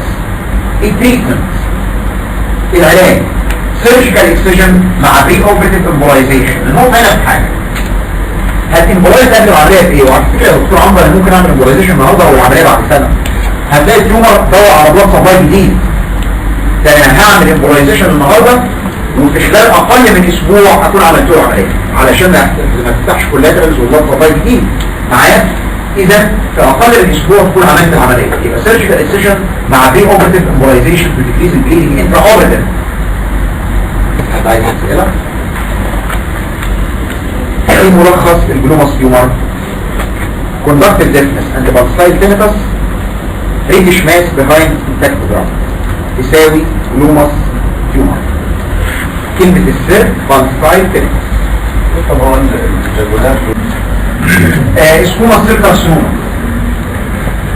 كارسينوما اوف ذا ميدل اير بنقول اي كانسر في الدنيا تتبع له 7 عناوين تمام. حتى من هنا لغايه سنه 6 ممكن ترجع 7 عناوين في ذهنك كده هتلاقيك حليت التيومر. الايدج، السكس، البري ديسبوزنج فاكتور، كلينيكال بيكتشر، انفستيجيشنز والتريتمنت. يمكن الباثولوجي ما اتقالش اللي هو العنوان السابع علشان سكوما سيل كارسينوما خلاص اتعرفوا. اصل الباثولوجي بتاعنا عباره عن الميكروسكوبيك بتاعه مش زي السنه اللي فاتت باثولوجي ان ديتيلز تمام. وبالتالي هو سكوما سيل كارسينوما ما يجيش في الميدل اير الا غالبا سكوما سيل كارسينوما. التيومرز الباقيه فيري. الايج كل الكناسر اثر في العواجيز اوم في سن ال60. السكس كل الكناسر اثر في الرجاله باستثناء البريست والسيرفكس. مور كومن ازاي يعني معلش كده قلت تمام. البريديسبوزنج فاكتور مين الشطوره اللي يفكرني اهم ان دي في المنهج؟ قلت لك وقتها اهم ان دي في المنهج. الجسيمة هي اللي بتعمل كومبليت سولوشن. ايه؟ شطوره كرونيك سابر وموتايتس ميديا از نيفر بينفول. ايه اللي ايه ده؟ نمره 1 كومبليكيشن، نمره 2 نمره 3 فيري رير ترانسفورميشن فيري رير تمام. هي دي. اذا اهم كلمه في الكلينيكال بيكتشر بص يا دكتور محمد لونج ستاندينج كرونيك سابر وموتايتس ميديا عيان عنده ديفنس ودينكس وديشارج بقاله 20 30 سنه 40 سنه معايا. النهارده بقى جايين البيت رحت شاكك في كانسر بس ما شوفيش نمره 1. نمره 1 اللي بيشوف كومبليكيشن هتبقى السيرفيشن وريل مالينا ترانسفورميشن. اسالني انت شفت كام كارسينوما في الميدل ايه في حياتك؟ اقول لك حوالي 9 10 مش كتير مش كومن انت فاهم. وفيتا كلهم مالي معايا لانه فيتا تحت البرين تمام. اذا ده لونج ستاندينج كرونيك سابر وموتايتس ميديا هو ده بريد ديسبوزنج فاكتور. الكونتينوس اريتيشن ميتابوليزم ميتابوليزم وبالتالي كانسر. واحد معاه بيراديشن فما ده عادي بنقولها في اي كانسر بريد ديسبوزنج فاكتور بيراديشن. كلينيكال بيكتشر علم لي مربع هنا اهو يتحفظ الحته دي يتحفظ. انا مش عايز اكتر من كده في كارسينوما وتانيين. يعني لو انا براجع اقول لك ما تقراش من الحته دي اهي. لونج ستاندينج كرونيك سابر وموتايتس ميديا وتشينج اوف كاركتر. يعني ايه تشينج اوف كاركتر يعني كان الكرونيك سابر وموتايتس ميديا السيمبتومز بتاعتها ايه؟ كانت التشارج زاد عليهم الكانسر فين؟ عمل انفيشن للنيرف بليدنج مش عمل كتير شمال بليد وطاتش معايا الجريشن ممكن ولكن هنا المعدل اعلى. فيشال باراليسيس الكانسر قعد ياكل ده يعمل ديلوشن بقى شويه يعمل ديلوشن تمام. قعد ياكل لغايه ما وصل للبولي كانال بتاع الفيشال نيرف. هيرنج لوس زاد لانه دخل على الانر اير فاهم وبالتالي هيرنج لوس هيزيد. الساينس بقى لما تيجي تبص عليه بالاسكوب تلاقي ريجولار ماس حمراء ماليه الاكساتينات ريدش ماس برينس اوف تاتش ليش ماس كانسر جاي من هنا وبالتالي تلاقي الحته دي ماس ريجولار وحمراء عامله زي جرانيوليشن تيشو معايا. والبرينس اوف تاتش الانفستيجيشن يا دكتور انا عايز اشوف العظم لان بعمل اوشن للبون وعايز اشوف البرين لانه بيعمل انفيشن للبرين يبقى سي تي ام ار اي. سي تي للعظم ام ار اي للسوفت تيشو تمام بالتيومر ماس والبرين. سي تي بتبين بوليوشن العظم متاكل. ام ار اي بتبين السوفت تيشو التيومر ماس والانتركرينيال اكستنشن لو في انتركرينيال اكستنشن. هاخد بايوبسي هتقول لي بريد اون تاتش بس ما يموتش مش ماسكولار تيومر زي جلوماس فده ممكن اخد منه بايوبسي عادي مفيش مشاكل تمام. هيمسكوا شويه في وسطنا مش جامد يعني. الستاتيك ورك اب كلمة ميتاستاتيك ورك اب ده كلمة بيقولها في جميع الكانسرز. يعني ايه؟ واحد عنده كانسر في صباعه تعمله ميتاستاتيك ورك اب ازاي؟ هو الميتاستاسيس الكومن سلايد للميتاستاسيس فاكرينها هي ايه؟ بلاد سبريد ليبليك او هول اللي بي دي تمام؟ ليبر تمام؟ اللنج تاخد مصير الاسد معايا؟ وبالتالي انا عايز اعمل له ميتاستاتيك ورك اب، اعمل له ورك اب اشوف في ميتاستاسيس ولا لا. يبقى اللي بي دي اللنج اعمل لها ايه علشان اشوفها؟ شيست اكس راي. الليبر اشهر انفستيجيشن في الليبر ايه؟ سونار التراسونوجرافي، سونار اشوف في ماسس داس ولا لا. تمام؟ البرين انت اوريدي عملت ام ار اي وسي تي. تمام؟ البون تعمله بون سكان بس حساب على العظم، تمسح له كل عظمه بالاشعه تشوف في حته بتلمع ولا لا، حته متكسره ولا لا. معايا؟ يبقى اذا ده روتين، ده روتين لاي عين كانسر. ميتاستاتيك ورك اب، شيست اكس راي علشان اللنج، سونار التراسونوجرافي علشان الليبر، ام ار اي للبرين او سي تي، وبون سكان للعظم. هناخد الكلام ده ليتر اون، مش لازم يعني حد تكتبه دلوقتي، مكتوب ليتر اون. روتينيات ما قبل العمليه. روتين بي اوبرتيف انفستيجيشن، يعني الانفستيجيشن عليه اعمل له صوره دم كامله سي بي سي، اعمل له او سي جي، اعمل له ليفر فانكشن، اعمل له كدني فانكشن، انا بدخله في العمليات. ده اي عيان كانسر. التريتمنت 3 ار. ما تحافظليش على سمعه بقى، ده كانسر. فاهم؟ بص فاهم؟ راديكال ماستيليكتومي، شوف كل ده راديكال ماستيليكتومي، راديكال نيك ديسكشن. اكيد سمعتوا الكلمه دي في السكاشن. يعني ايه كلمه راديكال نيك ديسكشن؟ لغايه ما كنا في الليل. اي عيان عنده كانسر في الهيد اند نيك بيعمل ليمف نود ميتاستاسيس، زي كانسر هنا يعمل ميتاستاسيس هنا، كانسر هنا يعمل ميتاستاسيس هنا، الهيد اند نيك تعمل تمام. وبالتالي طالما الليمف نود فيها ميتاستاسيس لازم اشيل الليمف نود راديكالي. العمليه اسمها راديكال نيك ديسكشن. يعني ايه يا دكتور مبدئيا لغايه ما ناخد الليل؟ يعني لما تروح للجزار وتلاقي لي شكل اللحمه انت بتشوف رقبه العيان ازاي؟ بتشيل كل الليمفويد تيشو من الماندبل اباف للكلافيكل بلو. تمام؟ من الماندبل للكلافيكل، من الميد لاين اوف ذا نيك انتيريور للانتيريور بوردر اوف ترابيزيوس بوستيريور. ده نص رقبه بالظبط. بتشيل كل الليمفويد تيشو بتاعتها. تمام؟ كل الليمفاتيك فيسل بتتشال. ده مش كده وبس، ده انا بشيل له مصور مصري انترا جابلر البين والاكسسوري نيرف لازم يتشال معايا لانه داخل في المصري. فاهمين الكلام؟ يبقى دي العمليه دي اسمها راديكال نيك ديسكشن. هنشرحها ان دي بسم الله، ولكن انا بقول لك يعني ايه كلمه راديكال نيك ديسكشن. تمام كده؟ لكن انا هاخدها ديتيلز في الله تعليم. يبقى راديكال نيك ديسكشن لو لقيت العيان عنده ليمف نود نفسه. اخيرا تحرق له مكان العمليه، راديو ثيرابي، اشعاع، راديشن، علشان لو لسه في مالجنت سيلز تموت يخرب عندي. طب ما هو يمشي فاضي لانه اساس بروجنوز ستي بقى عايز ايه؟ كده خلاص. يعني هو في ايه اصلا عشان اعمل له اوريدي ثيرابي؟ خلاص يعني شلنا له كل حاجه هنا. هو بيموت كمان، يعني بيجي له كارسينوما كمان الاير فيري. انا ما شفتش حاجه خالص، يعني بالرغم من ان عملت جراحه عمليتين اهو واديت اشعاع ومع ذلك بروجنوز ستي بقى. دي كلمه بتتسال شبه كده ايه ديفرنشال دايجنوستيك اوف بلو درام. وما تستغربش قوي ان الكاروتيد انيوريزم تبعهم والجلوماستوما تبعهم، لان بيقول لك ايه احيانا الانيوريزم يكون حواليها فينس بلاد، يعني الانيوريزم موجود بس الوول بتاع الكاروتيد ارتري فيه فينس بلاد اللي هو الفينيولز. كذلك الجلوماستوما ممكن يبقى مينلي فينس بلاد اللي هو الوول معايا. وبالتالي انا جيت ابص بالتلسكوب لقيت الدرام زرقاء، هيموتمبانا دمه متجلط ازرق معايا، الاول بيبقى احمر. هاي جابر الفار ده ازرق اصلا. بص بقى الجابر الفار ما هو باص لي جوه دي كتير، فجيت ابص لقيت الدرام زرقاء، اتاري الفينس بلاد اللي وراها ازرق معايا. كاروتيد انيوريزم قلت لك الكاروتيد في المنطقه دي قدام الجابر، تمام، قدام الجابر تحت السيكان تيوب، عمل انيوريزم ودخل جوه دي كتير. الجلو هي اللي هي سكريتورايتس ميديا والجلوماستيومر فرخصناها بكلمه جلوما كوريون جلادوتروفين. تمام. 2 1 2 2 اتش 1 سي 2 جي. تمام. ده ديفرنشال دايجنوستيك اوف بريوش درام. اكوستيك نيوروما او فيستيبولار شوانوما.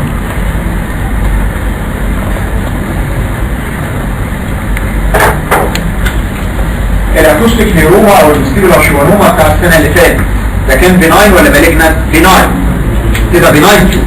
تمام. هو بناين تيومر طالع من الشوان سيلز بتاع الفيستيبولار نيرف، ما هو اسمه شوانوما وبالتالي طالع من الشوان سيلز بتاع الفيستيبولار نيرف. قبل ما نتكلم عليه انا عايزك تتخيل تخيل معين. لو انت صورت لي عيان من قفاه كده اهو، تمام، هتلاقي السيربيلم ورا في الاستروكرينيال روسا، اي نعم، وقدام السيربيلم في مين؟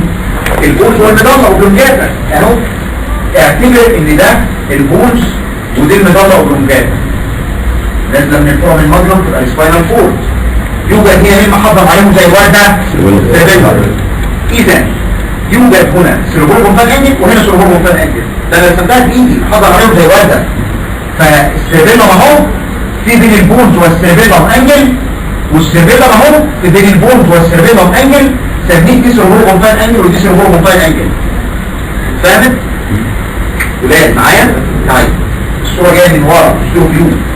انا مش هرسم السيربيلم علشان اشوف اللور بوردر بتاع البولز اللي هو ده عند البونت مدلر جانكشن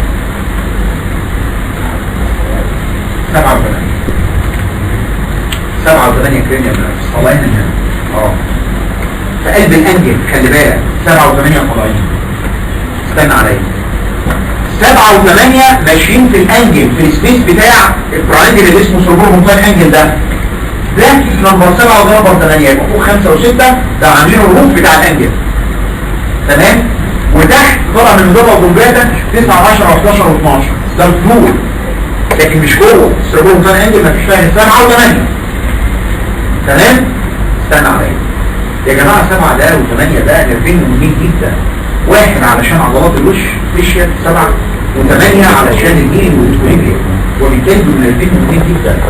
اول ما يطلعوا في الفراغ اللي اسمه السيربيلم مونتان انجل ربنا يحميهم بشيز بدل ما يمشي في الهواء. الشيز ده اسمه ايه؟ جلايل كبسول. هو بتاع البرين يغطيه جلايل كبسول. تمام. وبعدين النيرفين يدخلوا في الانتراي فيتري كانال اهي، وبعدين هنا الانر اير. اول ما النيرفين يمشوا في الانتراي فيتري كانال ده بون محتاجين يضغطوا بالجلايل كبسول؟ لا، ما هو اسحبوا بقى بالبون. نقول تاني، اول ما النيرفين يطلعوا ماشيين في الفراغ في الهواء، اذا لازم يضغطوا بالجلايل شيز. وانس دخلوا في الانتراي فيتري كانال مش محتاجين الجلايل. تمام. وبالتالي يبقى نيوروليما فقط. نيوروليما اهي الذات اهي مغطيه. اذا يوجد جانكشن ما بين قبل الانتراي كانال وبعد الانتراي كانال السيربيلم مونتان انجل. هنا الجلايل حامياه وبعد كده نيوروليما عاديه كونتينيوس مع الجلايل. اذا دي الجانكشن ده اسمه جلايل نيوروليما جانكشن. دكتور احمد ده جلايل نيوروليما جانكشن. واي جانكشن في الجسم الاكتيفيتي بتاعته عاليه، يطلع منه تيومرز، يطلع منه انفلاميشن. تمام. زي الجانكشن ده بيبقى جانكشن وهكذا. تمام. جانكشن في نوز بيبقى جانكشن. اذا هو ده اللي بيطلع منه التيومر. يبقى اذا الاكوستيك نيوروما تطلع عن الجلايل نيوروليما جانكشن. وفي الفيستيبولار نيرف السيربيلم مونتان انجل. فهمتوا يعني ايه جلايل نيوروليما جانكشن؟ جانكشن ما بين الجلايل والنيوروليما. تمام. يعني بمعنى اصح كلمني بالبلدي. عارف الانتراي فيتري كانال دي لها اوتر اوبننج وانر اوبننج. عندك انر اوبننج بتاع الانتراي فيتري كانال، علشان كده لما التيومر يدخل جوه الانتراي فيتري كانال يوسعها ولا ياكلها؟ يوسعها. فاهم؟ يروح داخل موسعها. تيجي تعمل له سي تي تلاقي وايد انتراي فيتري كانال. تمام. يبقى اذا يطلع من السيربيلم مونتان انجل عند جلايل نيوروليما جانكشن في الفيستيبولار نيرف. هو ممكن يطلع من الكوكلير ده فيري رير، ممكن يطلع من الفيشر ده فيري رير، في الشفوي يطلع من الفيستيبولار، عشان كده اسمه فيستيبولار شوانوما. تمام.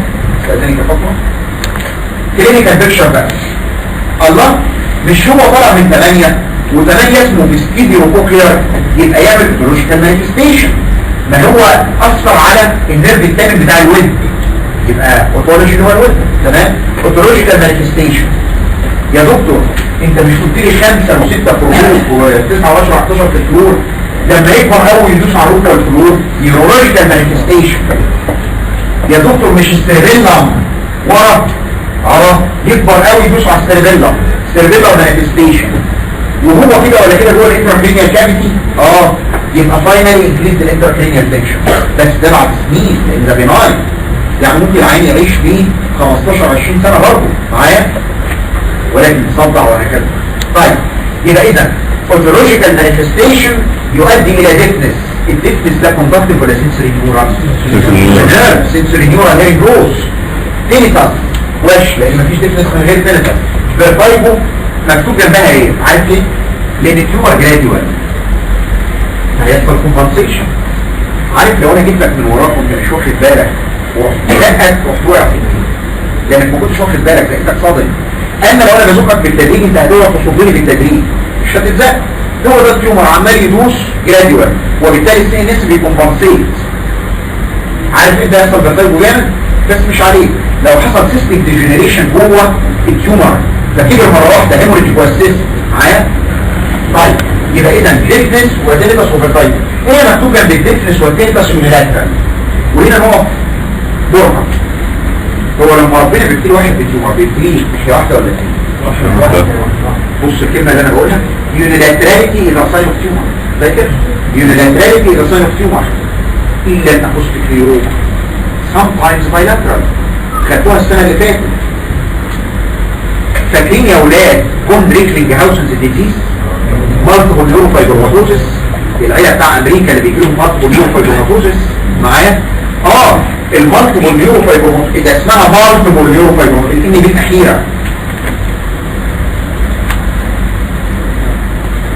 مالتيبل نيوروفايبروماتوزس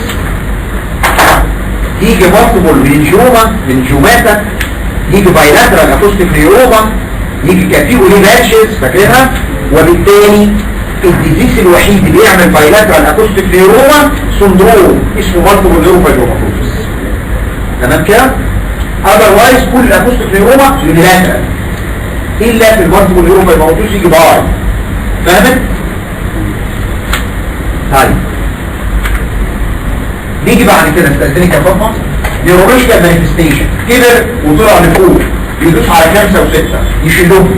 بقول لك الترايجيمنال علشان في سنسوري بارت على فكره يوجوالي الموتور اقوى من السنسوري. يعني لو تيومر كبر وجنبيه نيرفين نيرف سنسوري ونيرف موتور مين اللي يتشال الاول السنسوري ولا الموتور اللي يتاثر؟ السنسوري لانه اضعف الموتور اقوى معايا وبالتالي اول ما يكبر ويدوس على الترايجيمنال يحصل نص الكورنيا ريفلكس. طبعا الكورنيا ريفلكس ده فاكرينه ولا لا؟ ايوه في الرمض فيبربش في عينيه راح افرد في 5 رجع بربش في 7 تمام وبالتالي نص الكورنيا ريفلكس لاول ساين نيورولوجيكال ساين. يا دكتور ده الفيشيال جنب الاكوستيك نيوروما ما قلتوش ليه بالترايجيمنال لانه موتور تمام بيوستان الكومبريشن اكتر وبالتالي فيشيال رير اند ريت. كمان اسالني سؤال لازم عمرك شفت فيشيال باراليسيس بيتو اكوستيك نيوروما؟ يمكن خبرته قليله عمري في حياتي ما شفت. امال شفت ايه؟ شوف جراح شال اكوستيك نيوروما هو فيشيال معور الفيشيال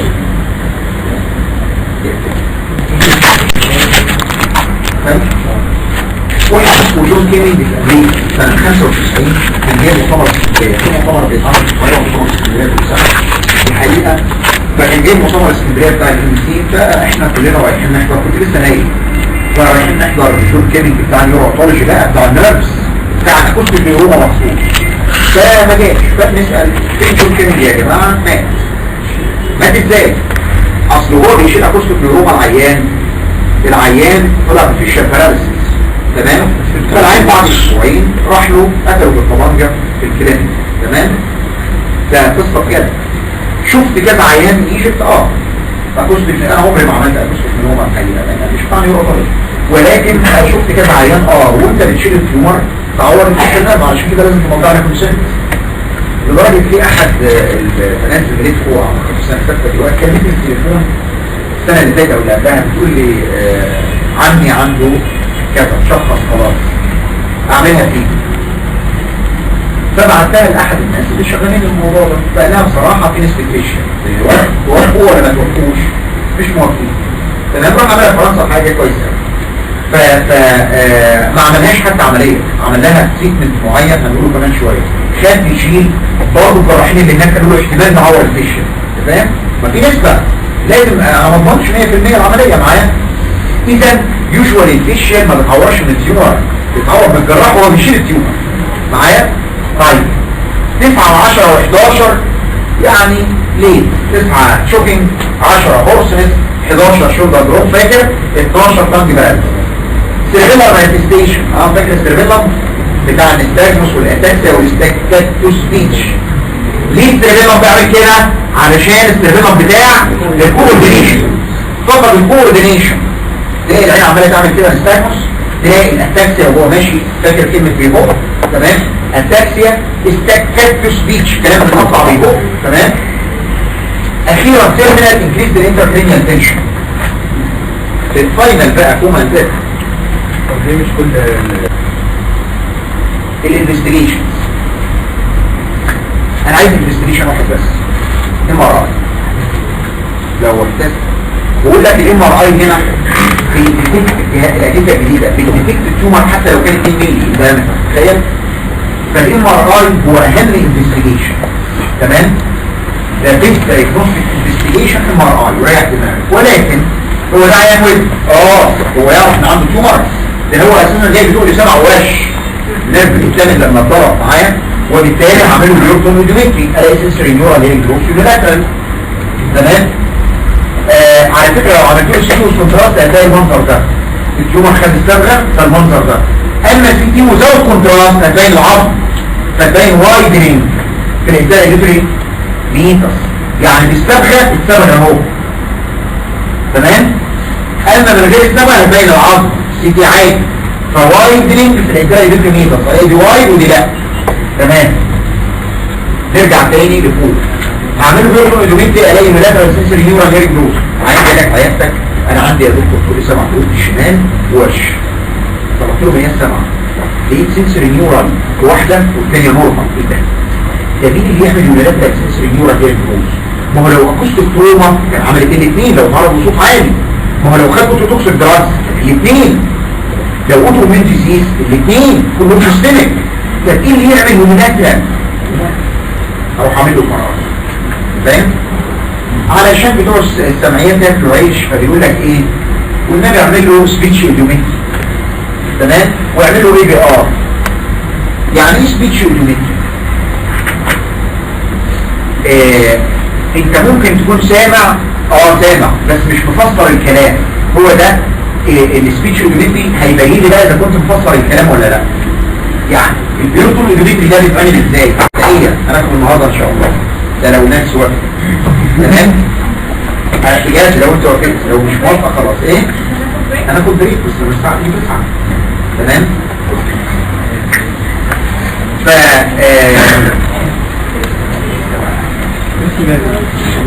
لسه تنسى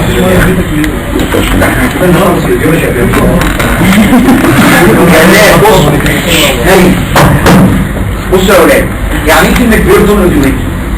الدكتور محمد هعمله مياه سمع دلوقتي، دخلته في كشك خشب منعزل بفلين علشان ما يسمعش غير الصوت اللي انا هديهوله، وبعدين حطيت له السماعه في ودنه، تمام؟ وانا شايفه من شباك ازاز، وقلت له لما تسمع صوت ارفع لي ايدك، فبدات تن رفعت، تن رفعت، تن راح رافع، اشوف التن الاخيره دي عن كام ديسيبل. اسمها ايه؟ غير الاكوستيك نيوروما، الشطور يفكرني خدنا ديزيز كونجينيتال كوليستياتوما، شطور كونجينيتال كوليستياتوما، بس مين اللي كومن اكتر منها؟ الاكوستيك نيوروما. الاكوستيك نيوروما الكومنست سوينج في السيربروموبلاين انجل، 85% من السيربروموبلاين انجل اكوستيك نيوروما. يعني لو عملت ام ار اي ولقيت ماس في السيربروموبلاين انجل يبقى ده اكوستيك نيوروما في 85% من الحالات. اللي يجي بعديها من الجيوما لان ده رينجيز، ممكن كونجنتال كوليستياتوما احيانا اراكنويد سيست، ولو مش عايز تعرفه مش مهم، من الاراكنويد باللايف ده من سيست، تمام؟ من المينجيز. يعني العلاج جراحه سيرجيكال اكسجن، تفتح دكتور مخ واعصاب ودكتور اي دي تي، الاثنين بيعملوها مع بعض، اسمهم نيوروباثولوجيست، واحد بتاع اير واحد بتاع برين، معايا؟ بيفتحوا ويشيلوه معايا، راحوا مخترعين علاج جديد قوي هو موجود في القصر العيني دلوقتي الحقيقه اسمه ستيريوتاكتيك راديو سيرجري او جاما نايف. خدتوها قبل كده؟ ايه الجاما نايف ده؟ جهاز لذيذ جدا. يعني لو عيان عنده كانسر في اي حته في جسمه انت بتديله اشعاع. الاشعاع ده بتديله في قد ايه؟ من 5 إلى 6 اسابيع. جلسات 5 جلسات كل اسبوع. تمام؟ في نهايه ال6 اسابيع طول التيومر اختفى ولا لا؟ انا بقى ال5 6 جلسات اللي كل اسبوع على مدار 5 6 اسابيع ده كل يوم على مدار 5 6 اسابيع ده الجرعه دي كلها اديها له 20 دقيقه. جرعه عاليه جدا من الراديشن وسلطها على التيومر. عارف لو اتسلطت على نورمال تيشو بوظتها. علشان كده مسكتين راس العنب بالحديد فيكسد لمده 20 دقيقه. وروح جايب الجهاز انا شايف التيومر بالمونيتور الكاميرا باينه التيومر جوه معايا واروح مسلط الشعاع على السنتر بتاع التيومر وفعلا اسمه ستيريو تك تك تك معايا يطلع راديشن جامد جدا فيروح عامل ديجنريشن للتيومر سيل يموتها في مكانها. ما ينفعش القرار كده ولا كده يموتها في مكانها. اذا الستيريو تك فيديو سيرجري ما بيشيلش التيومر لكن بيأرست الجروث. يعني التيومر سيل ماتت فما بيكبرش يبقى يفضل يستخدم في السمول تيومر لان اللارج عامل كومبريشن فمحتاج اشيله. اما ده مش عامل كومبريشن لسه انا اكتشفته وهو لسه صغير فموجود في مكانه واسيبه مات ما عادش بيكبر السيلز ماتت. فاهمت؟ كنت عايز يا محمد كنت عايز حاجه في قبل كده هو البور ديسكريميشن مش ممكن لو عنده البور ديسكريميشن كلامك صح. العواجيز يا دكتور عندهم ديجنريشن للكوكلير نيرف فايبرز فتلاقيه وانت بتكلمه يا ابني انا مش مفسر انت بتقول ايه. طبعا ومعظم الدكاتره عندهم من الهم والقلب والمذاكره والارض يسموه ديجنريشن لكل جسم. ايوه هو الراديشن بيعدي على الديشن العاديه لا سؤال لذيذ جدا. الراديشن طول ما هو مش الفوكس ما اتجمعتش بتاع البين بتاع الشعاع ما تعملش حاجه. مثال عامل زي الليزر بس هو مش ليزر انا بسلط الشعاع عليه تمام. هختار محمود وهختار فاطمه والزيت تتجمع عندك تحرق زيت الكلام طول ما هي ماشيه بتختارك ما بتعملش حاجه. طبعا كلمه اوتومي يعني تمسيح الصدرات والانديكيشن خدناه اولا دي جت نظره قبل كده ما يكون جت نظره مرتين 3 تمام. بنقول الانديكيشن في الاكيوسر الموبايل 3 بعملها فور درينج بشوف الطبله علشان الدرينج. في الاوتيتك باروتروما خدناها النهارده فور درينج. اما في السكريبت موبايل ميديا فور فنتيليشن عشان كده باكد فنتيليشن تيوب. في الاكيوسر الموبايل ميديا ابدا اعمل ماينجوتومي في بانجنج درام فاكر السبيل ستيج علشان هيجي البين فاكر اسمه هاي اب بريبريشن الكلام ده كله متاخد فكان انكمبليت درينج فاروح موسع الخرم يبقى عشان يعمل درينج. فيلير اوف ميديكال تريتمنت لمده 48 ساعه تقعد 2 ميديكال تريتمنت فين؟ هو مفيش حاجه لو في كومبليكيشن اكيد اوتايتس ميديا ومعاه فيش باراليسيس اكيد اوتايتس ميديا ومعاه ماستويدايتس فاكر الكلام ده؟ يا جماعه بالمنطق كل الكلام ده اتاخد في بص هنا جوه مين كتير الفيشيال نيرف اهو مضغوط عليه لما اعمل مايرينجوتومي البص ينزل يبقى ضغط مضغوط على المسطول من ورا. لما اعمل مايرينجوتومي البص يطلع درينج تمام. طيب وتدي برضومه فور درينج ثاني ستيج بلاش كلمه مودريت في الميدي فيوجن وفي الهيموجيوجرام فهمت؟ تمام. سكريبتوروتايتس ميديا مع انسيرشن اوف فنتيليشن تيوب افتر فيلير اوف ميديكال تريتمنت لازم تتقال. فاكر لما انا قلت كل السكريبتوروتايتس ميديا بتخف بالعلاج تمام 90% بتخف بالعلاج كلكم بتخفوا الميديكال تريتمنت في سكريبتوروتايتس ميديا لازم تجرب الميديكال تريتمنت فين بيبقى مايرينجوتومي وانا بعمل مايرينجوتومي وانسيرشن اوف فنتيليشن تيوب بعمل معاها ايه الاطفال هابيليتيشن مش لازم دي السبب فاكرهم ولا لا؟ تمام. اتفضل يا باشا زيكم فرقوا ايه؟ التكنيك فاكر لما قلت لك دكتور الكلينيكي مشهور قوي اللي كان بيعملها بلوكال انستيزيا والواد يجي في المتابعه يجي تتطمر على باب العياده ممكن تتعمل بلوكال طبعا الكبار بعملها بلوكال انا جالي عيان يا ولاد ما اقدرش اديله جنرال، الراجل ده كان اوبيس قد كده اهو ورقبته قصيره غير شورت عامل زي بيبول، تمام؟ رقبته قصيره، ده هتيجي تفنجه انت فيص منه، لان دكتور التخدير اصلا مش هيعرف يصرف الحكومه، خلاص اديه يا عم اديله بنج موضوعي خلاص، انت فاهم؟ ففي حالات كده هناخدها في الاسبوع والستيت ابنيا، تمام؟ فاذا ممكن لوكال انستيزيا بس انا بحب الجنرال، تمام؟ بس خلي بالك لوكال انستيزيا ما تنفعش للاطفال، مع ان قلت لك ولاد بعملها للاطفال، لكن لان في سايكل فوق وزي ما الطفل مش هيسيبك وانت داخل بسكينه وبتاع لانه مش شايفك حتى لو الحته دي متبنجه، فاهم؟ فالاطفال كلهم جنرال. الانسجن هتفتحها فين؟ الكلام ده كله خدناه. بصرة فين؟ هنفتحها في البوسترونتيو قدرة اوكتادرام لو كان الهدف درينج، لكن سبب موبايل او سكريبت موبايل او اسف اوكتيف ماركوما. في الانتروسبيرو قدرة اوكتادرام ايه في البال يا حمد؟ ايه في البال يا سالم؟ يا سالم ايه في البال؟ ايه في البال يا احمد؟ تمام؟ اذا في البوسترونتيو قدرة اوكتادرام فور درينج يا ريت تبقى حافظين الرسمه مش دي، لا ترسم عادي. الانتروسبيرو قدرة اوكتادرام فور فنتريشن، يعني ترسم كده وتروح عامل كده وتشاور فور درينج، تشاور فور فنتريشن، بس كلام لذيذ جدا. اشمعنى الانتروسبيرو قدرة اوكتادرام؟ اللي انت ما يجابش شوف ما بتطولش ارجع بسهوله يعني دي لو مايجريشن فيها اقل. وشفت الفيديو ده فاكره؟ هيتفضل اهي، هيدخل يشق هنا اهي، تمام؟ مشرط دخل شق الفلويد طلع اهو، هيدخل الشفاط بتاعه يشفط، ده كان سكريتري، تمام؟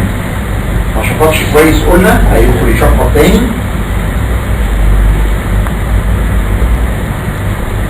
تمام؟ اهو الشق بتاعه بقى اهو الخرم اللي عمله، هيدخل يركب فيه تيوب رامتس تيوب، تمام؟ اهي فاكر لما قلت لك تدخل شفه تراك تاني بص تراك انتهت العمليه في نص معايا؟ ايه؟ لا مش باينه، الخطه كلها مش باينه، هو باين البيوت اللي يركب فيه. الادفانتجز يا دكتور، الدكتور محمد بيقول لي يا اخي ما تسيبها تتخير لوحديها، اكيد بسبب الموبايل كده وانش بالدراما تسيبها تتخير لوحديها، العين بتوجع اسسه بالفكره، العين بتوجع يبقى اعمل مايريجوتوم علشان اريده فين؟ لان السيرشيكال ووند بيلم احسن من الباثولوجيكال ووند، ده كلين ووند بيلم باي برايمري انتنشن كومبليكيشن. انت يا اخي خدنا البريشن ماشي فاهمه؟ طيب بص بقى انجري الانفيدوس ميديا جوينت، هذا هو الجوينت بين الانكس والستيلس اسمه انفيدوس ميديا ده اهو. لو المشرط بتاعك سرح فيك شويه عوضته مكانه هنا دراما اهي، الميديا اهي، الانكس في الحته دي والستيلس في الجزء ده، انت بتبتدي الانسيشن من تحت، لو كده سرحت على فوق عوضت الانفيدوس ميديا جوينت، الجوينت بين الانكس والستيلس اسمه انفيدوس ميديا، هتجيب له كوندكت تاني فلوس والجاب توسع معايا. هاي جدر بامب، الجدر بامب اهو انا عندي ديجيتال فلور وجدر بامب في قلب الميدل اير، ساعتك شخصته غلط، افتكرت الهاي جدر بامب ده الرام لوش، افتكرت سكريت روتايتس ميديا، دخلت وتعمل مايرجوتوم ورحت معور جدر بامب دم معايا. اذا هاي جدر بامب بيرزيستنت بيرفوريشن، بعد ما عملت مايرجوتوم الخرم بتاعك المفروض يلم بعد ما تشوف تضطرب او بعد ما يشد، فالمفروض الخرم يلم ما لمش، بس ده مش كتير 1-2% من الحالات تلاقي الخرم فضل. الخرم فضل ليه؟ حصل فيبروس حواليه. اكتب لي نمبر 3 تمبانوسكليروسس. طبعا تمبانوسكليروسس نتيجه للتروما، يحصل بياض مكان السكار، ما هو السكار هنا بيبقى ابيض كالسيفيكيشن، تمبانوسكليروسس.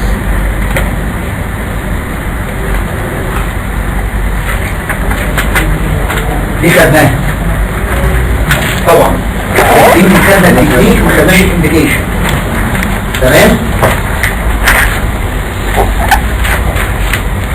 الانديكيشن اكيوت ماسكولايتس لو في ميديكال تريتمنت لمده 48 ساعه، فاكرين؟ لو في ابسس من اي نوع، بص ايريكولار بيزون سايكوماتيك، تمام، لو اسوشيتد مع اذر كومبليكيشن، كل ده خدناه. يا ولاد الكورتيكال ماستيدكتومي دي بتتعمل كجزء من عمليه ثانيه. الراديكال ماستيدكتومي لو في كوليستياتوما هنا مش بعمل راديكال، كل ده بتشال. فاكر لما انا رسمت الرسمه دي؟ لو انا شلت دي اسمها كورتيكال، لو عملت شلت كل ده اسمها راديكال. اذا الكورتيكال جزء من الراديكال. طب الشطوره يفكرني امتى اعمل كورتيكال ماستيدكتومي في البلوبلاستي؟ لو في استشارة يا دكتور الفضلة هي مخرومة وبتجيب استشارة، طالما في استشارة هنا يبقى في استشارة هنا، ما ينفعش اقع الطبلة وفي انفكشن هنا. يبقى قبل ما تقع الطبلة شيل الماستويد اللي هي فيها انفكشن، كورتيكال ماستيدكتومي. مكتوبة ايه اللي دي عندك؟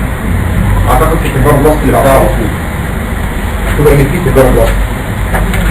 البلوبلاستي شو دي كومبايند بالكورتيكال. فاكرين الكلام ده ولا لا؟ تمام؟ على فكرة المنظر ده جاي ازاي؟ بصوا له الصورة ازاي؟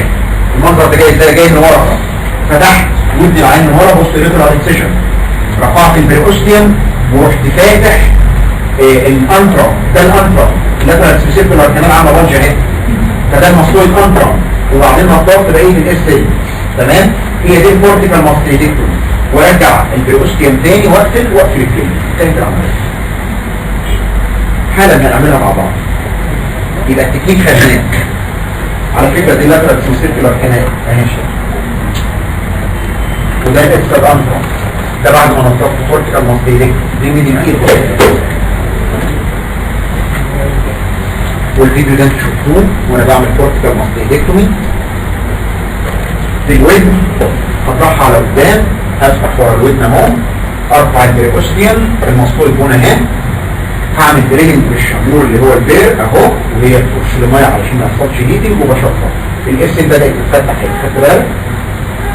هجيب الانترم وبعد كده انضف بقيه الاس ال اهو. انا كده رايح عند الانترم، لسه الانترم ما جاش اهو الانترم، تمام؟ ونضفت بقيه الاس ال، يبقى دي كورتيكال ماستيدكتومي. قلنا ماكيونس تراينجل قبل كده وشرحناه، فاكرينه اهو. ده اللاندمارك، السيرجيكال لاندمارك بتاع المسطوع الانترم، دي بتلاقي جزء كلينيكس، هنا يوجد الانترم. تمام؟ الباوندرز بتاع ماكيونس تراينجل اللي انا بحفظه بتاع علشان اجيب الانترم، سوبر ميتال كريست او سوبر مسطوع كريست، ده ترانسفيرس لاين، تنجنشال لاين مع الشتو ميتال وول، الميتال وول اهي، تمام؟ اللي هي ورا اهي، وبعدين البوستو سبيرو ميتال وول دي يبقى تراينجل يتكون. لو حفرت هنا نجيب الانترم. فاكر الكلام ده ولا لا؟ اسمه ايه؟ سوبر ميتال تراينجل او ماكيونس تراينجل. دي عملية الكورتيكال ماستيدكتومي اهي. حفرت هنا نضفت دي، والاكسترا اكوستيك كلينيكس اهي. ده البستروميتال وول بيفصل الاثنين عن بعض. بالمناسبة لو انا طيرت ده البستروميتال وول يبقى كده علامي كالماستيدكتومي، واشيل الاوسيكلز بتاع الفيديو معايا، يبقى خليتهم الاثنين فراغ واحد. اما دي كده كورتيكال ماستيدكتومي، هنا الانترم وهنا بقيه الاس ال. دكتور لو طلعت لفوق هنا ديورا عورت ديورا، يا ريت ايه المشكله انك تعور ديورا؟ المهم ما تجيش جنب الفيشيا معايا. لو رجعت لورا ده السيجمويد ساينس جاي كده ويبقى شكله بقى. يبقى لو رجعت لورا عورت السيجمويد، طلعت فوق عورت الديورا، فاكرين جيجي؟ نزلت هنا اقول لك الفيسيكولار كانال برينين فيسكولا. الاخطر منها بقى الفيشيا هنا اهو المحضر على طول قدام اللاترال. في اثنين اناتوميكال لاندمارك في الميديا لور ده انتر حاطط فيهم السكند فيو بتاع الفيشيا واللاترال فيسيكولار كانال معايا. هنعمل كل ده دلوقتي. الايه؟ هو مينلي انتيريور فعلا قريبه من الادفس، بس احنا بنقولها رف كده يعني. تمام؟ يبقى اذا انجري بالنسبه لمسطوع الفيستولا اللي هو بعد ما قتلت الجرح ما لمش فضل خرم، كانه درامه وخرمتها وفضل خرم، فهنا كان في انفكشن. بعد ما نضفته وقتلت فضل الخرم موجود. الساعه كام؟ وركز معايا شويه. الكورتيكال ماستيدكتومي بشيل الجزء ده وانضفه، اهو ده عامل كورتيكال. رحت كمان منظف الجزء ده وشايل كل الاوسيكلز، بقى في فراغ هنا اسمه الاير وشلت الدرام، وفراغ هنا اسمه كورتيكال ماستويد كابيتال. بقى فراغين، فراغ اهو من الاير وفراغ الكورتيكال ماستويد كابيتال، يفصل بينهما البستروميتال وول. ما هو ده يا جماعه الميدل اير، يعني دي السنه الكتريك كمان، فده البسترول وده الانترول، ده السبير وده الانتيريور. فالبسترول ده بيفصل الميدل اير عن الماستويد كامل. رحت شايل جزء منه ومخلي الاثنين يفتحوا على بعض، كان في هنا اكسل طبعا كده، تمام؟ رحت شايل جزء من البستروميتر وول موطيه وفتحت الاثنين على بعض، يبقى سميته راديكال ماستيدكتومي. بص الكلام، لو فورتيكال كنت بشيل الجزء ده بس، اما راديكال كل ده اتشال بالميدل اير كونسيكنس كله ما عدا الستيرس. الستيرس بتفضل اهي، تمام؟ اذا كلمه فورتيكال كلمه راديكال معناها ريموفال للماستويد كورتكس وريموفال لكل الميدل اير كونتنتس لان فيها درام والروسكلز ما عدا الستيرس او الستيرس فود بليد. المهم الريموفال هم بيفضل مقفول، تمام كده؟ يبقى هي دي كلمه راديكال ماستيدكتومي، بس بشرط ما تعمليش فورتيكال من هنا وتنضف الميدل اير من هنا وتسيب ده قرار وده قرار، لازم كونتينيويشن، لازم تستحمل على بعض لان التهويه جزء من العمليه، ولازم تستحمل على بعض وتستحمل على بعض علشان يتهوى معايا. طيب انت كنت بتعمل راديكال ماستيدكتومي انديكيشن 2 سي و 2 تي، لو في كوليستياتوما اكستنسيف ايه هتسيبها؟ كوليستياتوما عماله تعمل اوبشن للبول اوبشن للبول، خلاص هتشيلها، يبقى راديكال ماستيدكتومي لان هتبقى هنا وهنا اكستنسيف، يبقى لازم تشيل هنا وهنا راديكال. كوليستياتوما كومبليكيتد، كوليستياتوما وعامله برين ابسس، كوليستياتوما والدرينج لازم تفتح فوق وتوسع كل ده، تشيل كل العظم ده، تمام؟ ده حاجه تانية كومبليكيشن. تيومر في الميدل اير زي ما قلنا من شويه، الجلوماس والسكوماس الكارسينوما، كنت عملت راديكال ماستيدكتومي علشان يشيل التيومر.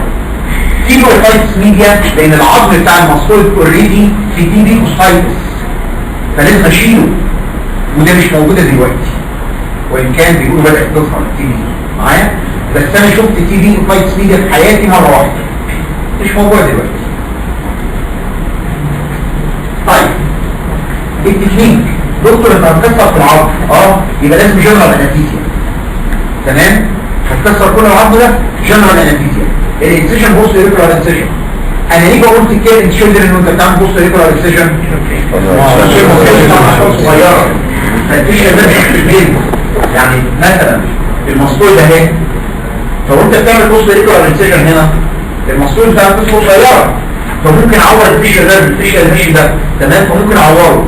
اذا وانت بتعمل انسيشن لازم تكون على عظم السكال، طول ما انت على عظم السكال انت مرتاح، او عظم المسطول يعني. لو نزلت تحت المسطول التب عورت الفيشيا، والمسطول التب قصيره عند الاطفال، ممكن لو عملت بوست ريكولار انسيشن عادي هعوره. اذا بعمل اوبليك هاي اب، الود بتاع الطفل فريش والمسطول ده اروح عامله كده، ما انزلش هنا زي الكبار. الكبار ممكن انزل كده عادي، اما الطفل المسطول بتنتهي هنا، فاذا اعمله اوبليك هاي اب، سميته وايد انسيشن. تمام دكتور؟ خطوات الراديكال ماستيدكتومي 5 خطوات، سهل قوي، انا قلت منهم 2. اول خطوه عملت كورتيكال ماستيدكتومي، نظفت هذا الجزء، نظفت هذا المكان، يبقى ده كورتيكال ماستيدكتومي، وهنعملها مع بعض دلوقتي. ثاني جزء شلت كل الميدل اير كونتنتس ما عدا الستيجز، يبقى نمره 1 نمره 2. يا دكتور بقى في بينهم بولي بارتيشن اللي هو معمول بمين؟ بالكتير كمان اول، الكتير جبت الكمال اهي يا جماعه، الكتير جبت الكمال اهي، فمعمول بالكتير، فلازم اطيرها علشان اخلي الاثنين سنجل لارج كابيتي اسمه راديكال كابيتي، راديكال ماسكول كابيتي، تمام؟ يبقى ريموفر للكتير بتاع الكتير جبت الكمال، تمام؟ هتجيب الكلمتين دول ثانيه واحده. دكتور هي الستيكن تو وظيفتها ايه؟ هي دي الستيكن تو كان وظيفتها ايه؟ ايكواليزيشن البريشر ان بوث سايدز اوف ذا درام. وليس في درام انا شلتها، تمام؟ انا شلت كل ميدل اير كونتنتس، وبالتالي اقفل الستيكن تو، خلاص انتهت. ده الكلام الكلاسيكي قوي، وبنتشر الستيكن تو محدش بيعملها الايام دي، هقول لك كده، ولكن الكلام الكلاسيكي بتاع امريكا بقفل الستيكن تو. اولا تقفلها ليه؟ انت عارف العين اللي عامل ريكال كاب تقول المصيحه على الاخر ده هيجي هنا المخاط يطلع من وجهه، الانفكشن هيدخل من هنا على النيزوفارينكس ومن النيزوفارينكس على الكاست المعمول معايا. اذا بقفلها له، تقفلها ازاي؟ بشويه فات، تجيب فات من الريفيول او من الابدومن وتعور له الميكوزا دي تجرحها وتروح حاطط الفات فيحصل فايبروزس. ده الكلام الكلاسيكي، محدش بيعملها دلوقتي ليه؟ انا عمري ما عملتها يمكن ولا مره في حياتي، لانه العيان ده بعد ما بتشيل له كل ده وضمنت ان الكوليستاتوما اتشالت، بعد سنتين ثلاثه يجي يقول لك يا دكتور انا عايز ارجع اسمع تاني. فانت تعمل له اوسكيلز من جديد، تحط له عظم من جديد، تمام؟ فلازم الاوسكيلز تبقى مفتوحه معايا. لو فكر ان يعمل ريكونستراكشن للهيلينج ده ممكن في حاجه اسمها بول دي دلوقتي، بول سيمنت، اسمنت عظم بتعجنه في ميه، اسمنت من العظام صناعي، وممكن تقفز بيها وممكن تضيق بيه، انت فاهم؟ وتعمل بأوسيكلز، تصنع بأوسيكلز وكل حاجه، تمام؟ وبالتالي ما حدش عارف يعمل كومبليتيشن اوسيكلز، لان انت مش هياكلها، ده الكلام الكلاسيكي. اخيرا جيت وبلاست، يا دكتور انت مش وسعت البون بتاع الاستراء اللي كمان، البون اهو وسعته على ورا، شلت الجزء ده، يبقى لازم اوسع الكاربليشن سبارت من بره، الميتس اللي بره، اشيل الكونكر كاربلج دي كان اسمها كونكر، شلتها، وسعت الميتس. ليه؟ لان الفراغ وسع جوه، يبقى لازم افتح له من بره فتحه واسعه علشان تهويه، لان الاكساء اللي في الميتس النورمال مش كافيه للتهويه، ربنا خلقها على قد الدرام، لا ده العمليه كافيه كبير جوه، يبقى افتح له الميتس من بره جامد علشان اهويه كونفنشن، لان لو الكافيتي ده مش متهوي يحصل فيه هيت انفكشن، يبقى عملت ميتو بلاست. ميتو بلاست اللي هو وايد الميتس، تمام كلام؟ لو جالك عيان في الكلينيكال لقيت جزء من بره واسع قوي كده، يبقى العمليه اللي عملها اسمها راديكال ماستيتك، تمام كده؟ طيب يبقى ميتو بلاست. الجزء ده بقى بقول لك ريموفال للبستوميتر وول، تمام؟ البوستيريور ده البوستيريور، ده الانتيريور، ده السبيريور، ده الانتيريور. ريموفال للبستوميتر وول، شلت الجزء اللي فوق كامل وشلت الجزء اللي تحت نص نص. انا عايز اشرح في حاجه، البستوميتر وول اهو هو ده، تمام؟ الجزء اللي فوق ده كان دي ليه فتحه اسمها الانترم، بتكومينيكيت الميدل اير مع الانترم. يعني على فكره العيان ده الصوره جايه كده، لانه نايم اصلا وانا ببص كده معايا. فاذا كان سوبرفيشال هنا عظم اللي هو بتاع البستوميتر وول، ودي لها هواء اسمه الانترم، واي حاجه تحتها هواء يبقى اسمها كوبري تحتها هواء. يبقى الجزء ده من البستوميتر وول يسمى بريدج، كوبري. اما الجزء ده مفيش تحتيه هواء يبقى جسر، بريدج. لما تيجي على النيل وتقعد تردم برمل، تردم علشان تعمل سد بين القاهره والجيزه، يبقى ده اسمه جسر. اما تيجي وتعمل كوبري تحت فرار الهواء ده اسمه بريدج، انت فاهم؟ فاذا انا عندي جزء كوبري وجزء جسر، فاهم؟ استنى عليا كده. الفيشيال نيرف مين اللي كان بيقولها؟ اعتقد الدكتور عمرو. كان عمرو المعترض مشي اهو. بص يا دكتور عمرو، الفيشيال نيرف ماشي كده ميديال للانترم اللي هو الاكسترا انترم زي ما انت قلت، ميديال اهو، دي بينك وبينه فراغ هواء معاه، وبعد ما يبني نفسه يروح طالع لاترال وماشي جوه الجسر. اذا لو انا شلت العظم اللاترال للانترم انا مش هعور الفيشيال، لان بينه وبين الفيشيال فراغ هواء. اما لو قعدت ادور في الجسر ده هقطع الفيشيال نيرف، لان الفيشيال نيرف ماشي فيه. عارف بشبهها بايه؟ كابل الكهرباء ماشي في قاع النيل تحت كوبري الجامعه، تمام؟ كابل الكهرباء ماشي في قاع النيل تحت كوبري الجامعه، بس في قاع النيل. الكوبري الجامعه خلص عند مسجد صلاح الدين، تمام؟ فكابل الكهرباء راح طالع سوبرفيشال تحت الاسفلت اللي قدام باب اسنان، ده الاسفلت. اذا الحته الاسفلت السوداء دي اسمها جسر، والحته اللي في قاع النيل دي اسمها كوبري اللي هي كوبري الجامعه. لو انا شلت كوبري الجامعه جيت جنب كابل الكهرباء، اما لو انا حفرت الاسفلت بنفسه عمق النيل عورت كابل الكهرباء. وده اللي حصل، ان كابل الكهرباء اللي هو النيرف اهو ماشي فيه بينه وبينه هواء، وبعد كده مش سوبرفيشال. اذا هو ميديا للانتر لو انا شلت كل العظم اللي داخل للانتر ولا حاجه. اما هنا ده ماشي جوه الجسر، لو انا عمقت الدريل ده بياكل الشنيور عمال ياكل، فلو عمقت ده بنفس العمق ده ضربت الكابل، لان هنا سوبرفيشال وهنا ديب جاي كده، فاهم؟ اذا هشيل البريدج ووطي الريدج، وطيه ما تشيلوش، شلته ضربت الفيشيال نيرف. اذا كلمه بريدج وريدج هو جزئين من الاكسترا كانال، السترو هول بتاع الاكسترا كانال.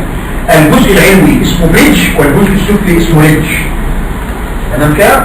اشيل البريدج واوطي الريدج. كل الجزء ده ليه؟ علشان اخلي الاثنين كانت ديسكونتينوس مع بعض، علشان الفراغ اللي هتفتحه من بره يهول الاثنين كاتبس. فاهمت؟ كومبليكيشن يا دكتور، الكومبليكيشن بتاع الراديكال هي الكورتيكال. ما هو هقول لك حاجه، لو طلعت فوق عورت الديورا، لو رجعت لورا السجنويد، هو بالمناسبه ده السجنويد، عورت السجنويد. لو ايدي وقعت على اللاترال كلام ده الفيستولا، على الفيشل شمال معايا، ده هو ده العادي بتاع الكورتيكال ماستيدكتومي. زائد ان انا عامل فراغ كبير عن الكورتيكال، فالفراغ الكبير ده يبقى شكله ريليتد انفكشن وديسشارج. الواكس بدل ما كان بيرتبط كده هيوقع على الفراغ اللي جوه بجد، هيبقى فقره. تمام؟ يبقى واكس اكيوميليشن. اذا الماستويد كانت البروبلم اللي هي ريزيستنت ديسشارج، لان ده كانت اسمها انت عنده. تمام؟ زائد واكس اكيوميليشن. نيجي بعد كده ريكارنس كوليستيتوما. ساعتك المفروض تشيل الكوليستيتوما كلها حتى ريكارنس. تمام؟ وبالتالي ريكارنس كوليستيتوما. ايوه. هو احنا دلوقتي بنشيل الكوليستيتوما الاول صح؟ يعني دلوقتي لو العيان حط سؤال ثاني. سؤال بص يا ولاد دكتور، حرام عليك، يعني الكوليستيتوما ما كانتش كبيره قوي، يعني كانت واخده الجزء ده والجزء ده. طب ما بدل ما تشيل الدرام حته الدرام السليمه، يعني في نص سليم ونص متاكل الكوليستيتوما، بدل ما تشيله كل جزء كده، ده في جزء بيتاكل وجزء لا. اذا روحوا عاملين حاجه اسمها موديفايد راديكال ماستيدكتومي، اللي هو تشيل الجديد وتسيب السليم، علشان لما تيجي تعمل له ريكونستراكشن للجينينج ليه ايشوز. تمام؟ راحوا مسمينها موديفايد راديكال ماستيدكتومي، اللي هي تشيل جزء الاديك والانترا، راحوا مسمينها اديكو انتروستومي. هي الموديفايد راديكال اللي هو بشيل الجديد واسيب السليم. بص الايد كده، دي كورتيكال، بشيل الماستويد كورتكس بس منطقه، دي راديكال كل ده. دي موديفايد راديكال، شلت الجديد وسبت الجزء السليم اللي هي اديكو انتروستومي. معايا؟ طيب راح واحد جاي وقال يا جماعه الكوليستيتوما التريتمنت بتاعها تو لاينز، كانال والاب، كانال والدعم. كانال والاب يعني بتسيب البسموه كانال والاب عالي زي ما استنى عليك ده البسموه بتسيبه عالي زي ما قافلني الفراغ ده عن الفراغ ده، يبقى سبته عالي ما كنتوش في الدريل، يبقى كانال والاب اللي هو كلوزد تكنيك، سبت الميديكير كلوزد من ورا. اما كانال والداون هي راديكال ماستيدكتومي كلها مدان شويه، ان انا طيرت ده شلت البريدج وقلت الريدج وخليت الاثنين مفتوحين، يبقى اوبن تكنيك او كلوز او كانال والداون تكنيك. يبقى كلمه كانال وول تعود على البوستيريور كانال وول. فاهمت؟ السهوله اهي، الجزء ده جنبه يبقى كانال والداون وطيته، انا سبته عالي زي ما هو ما جتش جنبه يبقى كانال وول اب. ناخد الكانال وول اب او كلوز تكنيك الديفينيشن. عندي كوليستيتوما، بص كوليستيتوما هنا ماليه هنا وماليه هنا وداخله من الانترم، فدي تشيل كوليستيتوما. الجزء اللي في الميدي كده دخلت من الاكسترا جزء كمان شلته، والجزء اللي في الماستويد عملت له كورتيكال ماستيدكتومي، يبقى دخلت من هنا شلت الجزء ده ودخلت من هنا شلت الجزء ده. تمام؟ وسبت البسوع اب. طب الضوامن بيشيل في حته كوليستيتوما في الانترم، في الاكسترا الانترم. تمام؟ اذا الريكارنس كوليستيتوما اعلى لانها بتقول البول ممكن تبقى مستخبيه، يبقى ده كانال والاب او كروس تكنيك. اسمها كومبايند ابروتش انفيرس بلاست. يعني ايه كومبايند؟ دخلت من الميدل اير ودخلت من الماستويد، يبقى كومبايند ابروتش. تمام؟ يا دكتور مالكش دعوه بكلمه سبيشاليست دي خالص، الغيها، ده كلام ماجستير ودكتوراه. يا دكتور الادفانتج بتاع الكانال والاب ايه؟ انك زي ما الدكتور عمرو بيقول سبت البسور اب، فلما اجي ارقع له الطبله الاقيها تتسند على حاجه ورا، لما اجي ارقع له الطبله جديده معايا، يبقى اذا ده ميزه الكانال والاب اللي سبت البسور اب زي ما هي. الديس ادفانتج بتاعته ان الريكارنت كوليستيتوما اعلى، لان ممكن يبقى في كوليستاتوما تحت البون اللي انت سبته ده. كان داون تكنيك، طيرت البسترول، خليت الاثنين سنجل لارج كانت، تمام كده؟ الادفانتج بتاعه هي الادفانتج بتاع فوق، والديس ادفانتج بتاعه هي الادفانتج بتاع فوق. تمام؟ الادفانتج بتاعه نسبه الريكارنت كوليستاتوما اقل انك شلت كل العظم، فالدنيا بانت قدامك، خليته في فراغ واحد. الديس ادفانتج بتاعته لما تيجي تعمل ريكونستراكشن الدرام مش الجديده مش هتلاقي حاجه تسند عليها ورا. فاهم يا ولاد؟ تمام. انواع التناول داون، لو كان كوليستاتوما صغيره قوي في الاتيك افتح الاتيك بس ادي كتب. لو في الاتيك والانترام اللي هي موديفايد راديكال اتيك وارتروسكوم، لو اكستنسيف يبقى راديكال ماستيجيشن اللي انت قلتها. الراديكال ماستيجيشن ده تناول داون بطير البسترول. تمام.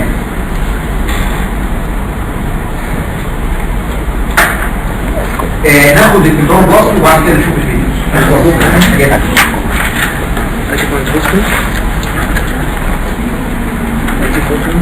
لا بس ده هو الكنترول بلاس ده ولاد ترقيع الطبق. اولا يا دكتور احنا عمليها بصوا يا ولاد كمبانا يعني دي ايه وبلاستي يعني تكميل. اوسكلز متكسره برقعها اسمها اوسكلو بلاستي، طبله مخرومه برقعها بايرينجو بلاستي، كله على بعض اسمه تنبانو بلاستي. تمام؟ اي لعبه في الوزن ترقع اوسكل ترقع طبله وهكذا اسمه تنبانو بلاستي. بس قبل ما ترقع لازم تشيل مرض. كان في انفكشن هنا جراديوليشن بوليت بشيلها ايراديكيشن للديزيز، بشيل الديزيز وريكونستراكشن للكوندكت زي المتناسب. اوسكلز التكله او الصلمه تاني بعض طبله مخرومه رقعها، يبقى ده ريكونستراكشن بدليل اسمها بلاستي يعني بلاستيك سيرجري يعني تجميل، بجملها تاني معايا. طيب امتى اعمل كورتيكال ماستيديكتوم في التمبرو بلاستي؟ سنور يا محمد لو في ديستشارج. الرسمه الثانيه بتاعتنا اهي يا جماعه، دي ماستويد ودي من الاير اللي كان بيسالنا عليها الانترم، ده الادي ده الانترم اللي هو ما بين الاير والانترم. هنا البسترومي تابول معايا. لو في قربة الطبله من هنا وجاي ديستشارج زي ما في ديستشارج انفكشن من هنا هيبقى في انفكشن هنا، ده الاثنين كونتينوس عن طريق الانترم. ما ينفعش ادخل على الطبله وفي انفكشن هنا ابقى قفلت على الانفكشن. يبقى لازم اعمل كورتيكال ماستيديكتومي وبعدين ارجع على الطبله. يبقى انا كده عملت ايراديكيشن شلت المصيد السيل الانفكتد. تمام؟ ايه الانديكيشن بتاعت البلاد بلاست؟ 2 سي و2 سي برضه. قراني ثلاث مقاييس فيه سيف ولا عن سيف؟ البلاد بلاست ايه؟ امال العنصر كانت ايه؟ تمام؟ كونجينيتال ميدي ايه انوماليز؟ فاكرين لما قلت لك كونجينيتال ميدي انستيزيا؟ مش كنت بعمل كلام الباستي وتنفروا باستي واعمل طبعا من جديد؟ طب ما هي نوع من انواع واحد مولود من غير ميد الاير اعمله ميد الاير، واحد مولود اوسكلز يوزوا مع بعضهم وهكذا. تورماتيك رابشر في الدرام اسمها مايرينجو بلاستي من جزء من التنبان. الراجل عمل حادثه عربيه والاوسكل اتكسرت وشكله بلاستي لو جزء من التنبان. اي ريكونستراكشن في الميد الاير اسمه تنبان بلاستي. التكنيك الانستيزيا جنرال او لوكال، الانسيجن بوست ايريكلر بكلمه تشيلدرن نفس الكلام معايا. انت قلت لي تنبان بلاستي كلمتين ايراديكيشن وريكونستراكشن. الإيراديكيشن ازاي؟ اشيل الجرانيوليشن، اشيل البوليت، اشيل الانفكتيف تيشو. وريكونستراكشن عندي حاجتين، ريكونستراكشن للطبله لو مخرومه، ريكونستراكشن للبوسكين لو متكسره، ريكونستراكشن للطبله بجراف من التمبرال سبيشال، ادي جراف من هنا وارقعه الطبله جراف من التمبرال سبيشال. تمام؟ الكومنس جراف رقعه المستخدمه في الطبله تمبرال سبيشال. العين ما عندوش تمبرال سبيشال ازاي؟ دكتور قبليه عمل له تمبرال بلاستي وفشلت، فهو خد تمبرال سبيشال. ما تقوليش قلب العيان وجيب الناحيه الثانيه، حاجه اسمها كده. ما تعملش العين في العمليه ابدا، ما تعملش زي فؤاد مصر قلبوها اتقلبت تيوب طلعت معايا. لا، فاللي بيحصل ايه؟ ان هجيب تيشوز ثانيه ارقعها الطبله ولسه جدا زي كوندريا زي التيجر بتاع الودن يا اما من الكونكا البريكوندريا بتاع الكارتلج. كانوا زمان بيجيبوا حته من الديورا، كانوا زمان بيقطعوا فين ويفردوه مكان الطبله تمام. دلوقتي يا اما والله انا احيانا اخد البريكوندريوم وما ابصش للتمبوراليس فاشيا خالص. بالتالي في حاجه برضه شفنا العمليه دي ورايا مش كده؟ بس احيانا اساس اجيب تمبوراليس فاشيا انا لو بريكوندريوم، بس الاحسن تمبوراليس فاشيا اللي اتوسط يعني بالنسبه لي البريكوندريوم احسن، لكن في الكتاب تمبوراليس فاشيا تمام. يبقى تمبوراليس فاشيا التشويس نمبر 1. ما كانش في تمبوراليس فاشيا يبقى بريكوندريوم النتيجه هنا بتاع نفس الوزن ده هيقع مفضل. طب والاوسكيل ترقعه الاوسكيل ازاي؟ او هترقع الاوسكيل بايه؟ ولا عمور يا محمد؟ بص يا ولاد، الميديا فاهم والانكا فاهم والستيلز الحته دي مقطوعه او متاكله في الخيطومه او الريبر. نجيب حته كارتريج المره دي، كارتريج مش بريكوندريوم، كارتريج من تيجا وتحطها هنا في الجزء ده مكان الجزء اللي اتاكل هنا اهو. فاهم انت البوزيشن هنا اهو. انا قلت لك هتكتب كود معين هتبدا فاهم؟ لا حته نيكروزس دي ميبي بس بيحصل فايبروزس حواليه، لكن ممكن كل انا ما بعملهاش حلو مش حلو. ده كارتلج انتر بوزيشن، يبقى ده اول نوع كارتلج من تريجر يا اما من ايدك سيبتم. تمام. استنى عليا الدكتور محمد اعترض قال يا دكتور ما طبعا نيكروزس خلاص هات بول بدل الكارتلج هات بول طالما انت خايف من نيكروزس. الشيدر والهامر ازميل وشاكوش هنا قبل ما تعمل درينج الماستويد خد حته عظمه طلعت معاك اهي تمام. انحكها بالبيت بتاعك تحت الميكروسكوب واعمل لها انتر بوزيشن نفس الكلام. دي عظم بقى والزق تمام. يبقى بقول لك احيانا تاخد البيشنت اون ازاي؟ مش هنحك حته من العظم ولا حاجه، المنظر ده هو اللي موجود قدامك. تعمل ايه؟ البيشنت والنص كده اخلع الانكف وبدل ما يقف بطوله اكثر معرض فالطول انت فاهم؟ يبقى دي اسمها البيشنت والنص كده. ايوه ايه؟ ان ممكن الانفكشن اللي هنا يكون عامل انفكشن هنا احيانا لو انت شفتها هيلثي اعمل العمله دي. يبقى البيشنت والنص كده ممكن تستخدم. ممكن حاجه صناعيه طبعا ممكن جدا يا برد يا برد تمام. دي الدرام تمام. ده الفوت بليت ما لقيتش فيه مشكل خالص صعب دلوقتي حاجه مكان المشكل اهي حته هنا بتتحط على الدرام ولها رجل كده بحيث ان الصوت هيهز دي هيهز دي. يبقى دي توتال مفيش ولا مشكل توتال كونسيكولار ريبليسمنت بروتيسس. طب يا دكتور افرض في مية هنا عند العيان مية اسيب له المية بتاعته واحطها هنا يبقى هنا دي اكثر بارشيال يبقى بارشيال سيكولار ريبليسمنت بروتيسس. دي حاجه صناعيه مصنوعه من الماده الكترون برضه معايا يا اما بارشيال ريبليسمنت يا اما توتال ريبليسمنت.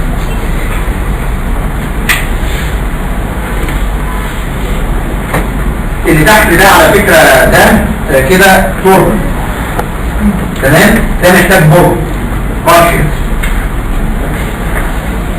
تمبرال ستيشن اهي.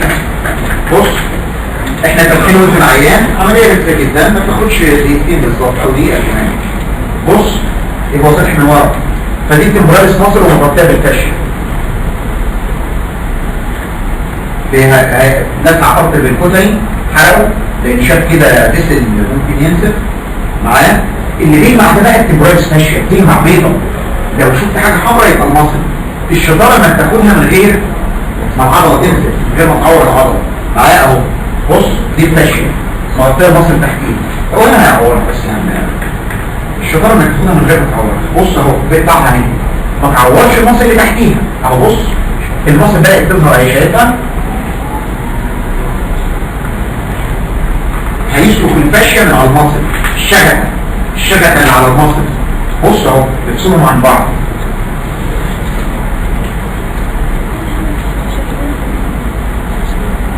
بص هيقصها هناك بيقص الشبكه اللي على المصل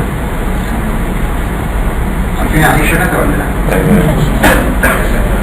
اهو بص دي العضلة نزلت منه شوية بس اهو التمبرير سبيشال طلع تاني معايا يبتدي يعمل كونترايزيشن وخلاص يرجع عليها يتفضل تخلص تقريبا في نص دقيقة يعني تستبدلته بخدناه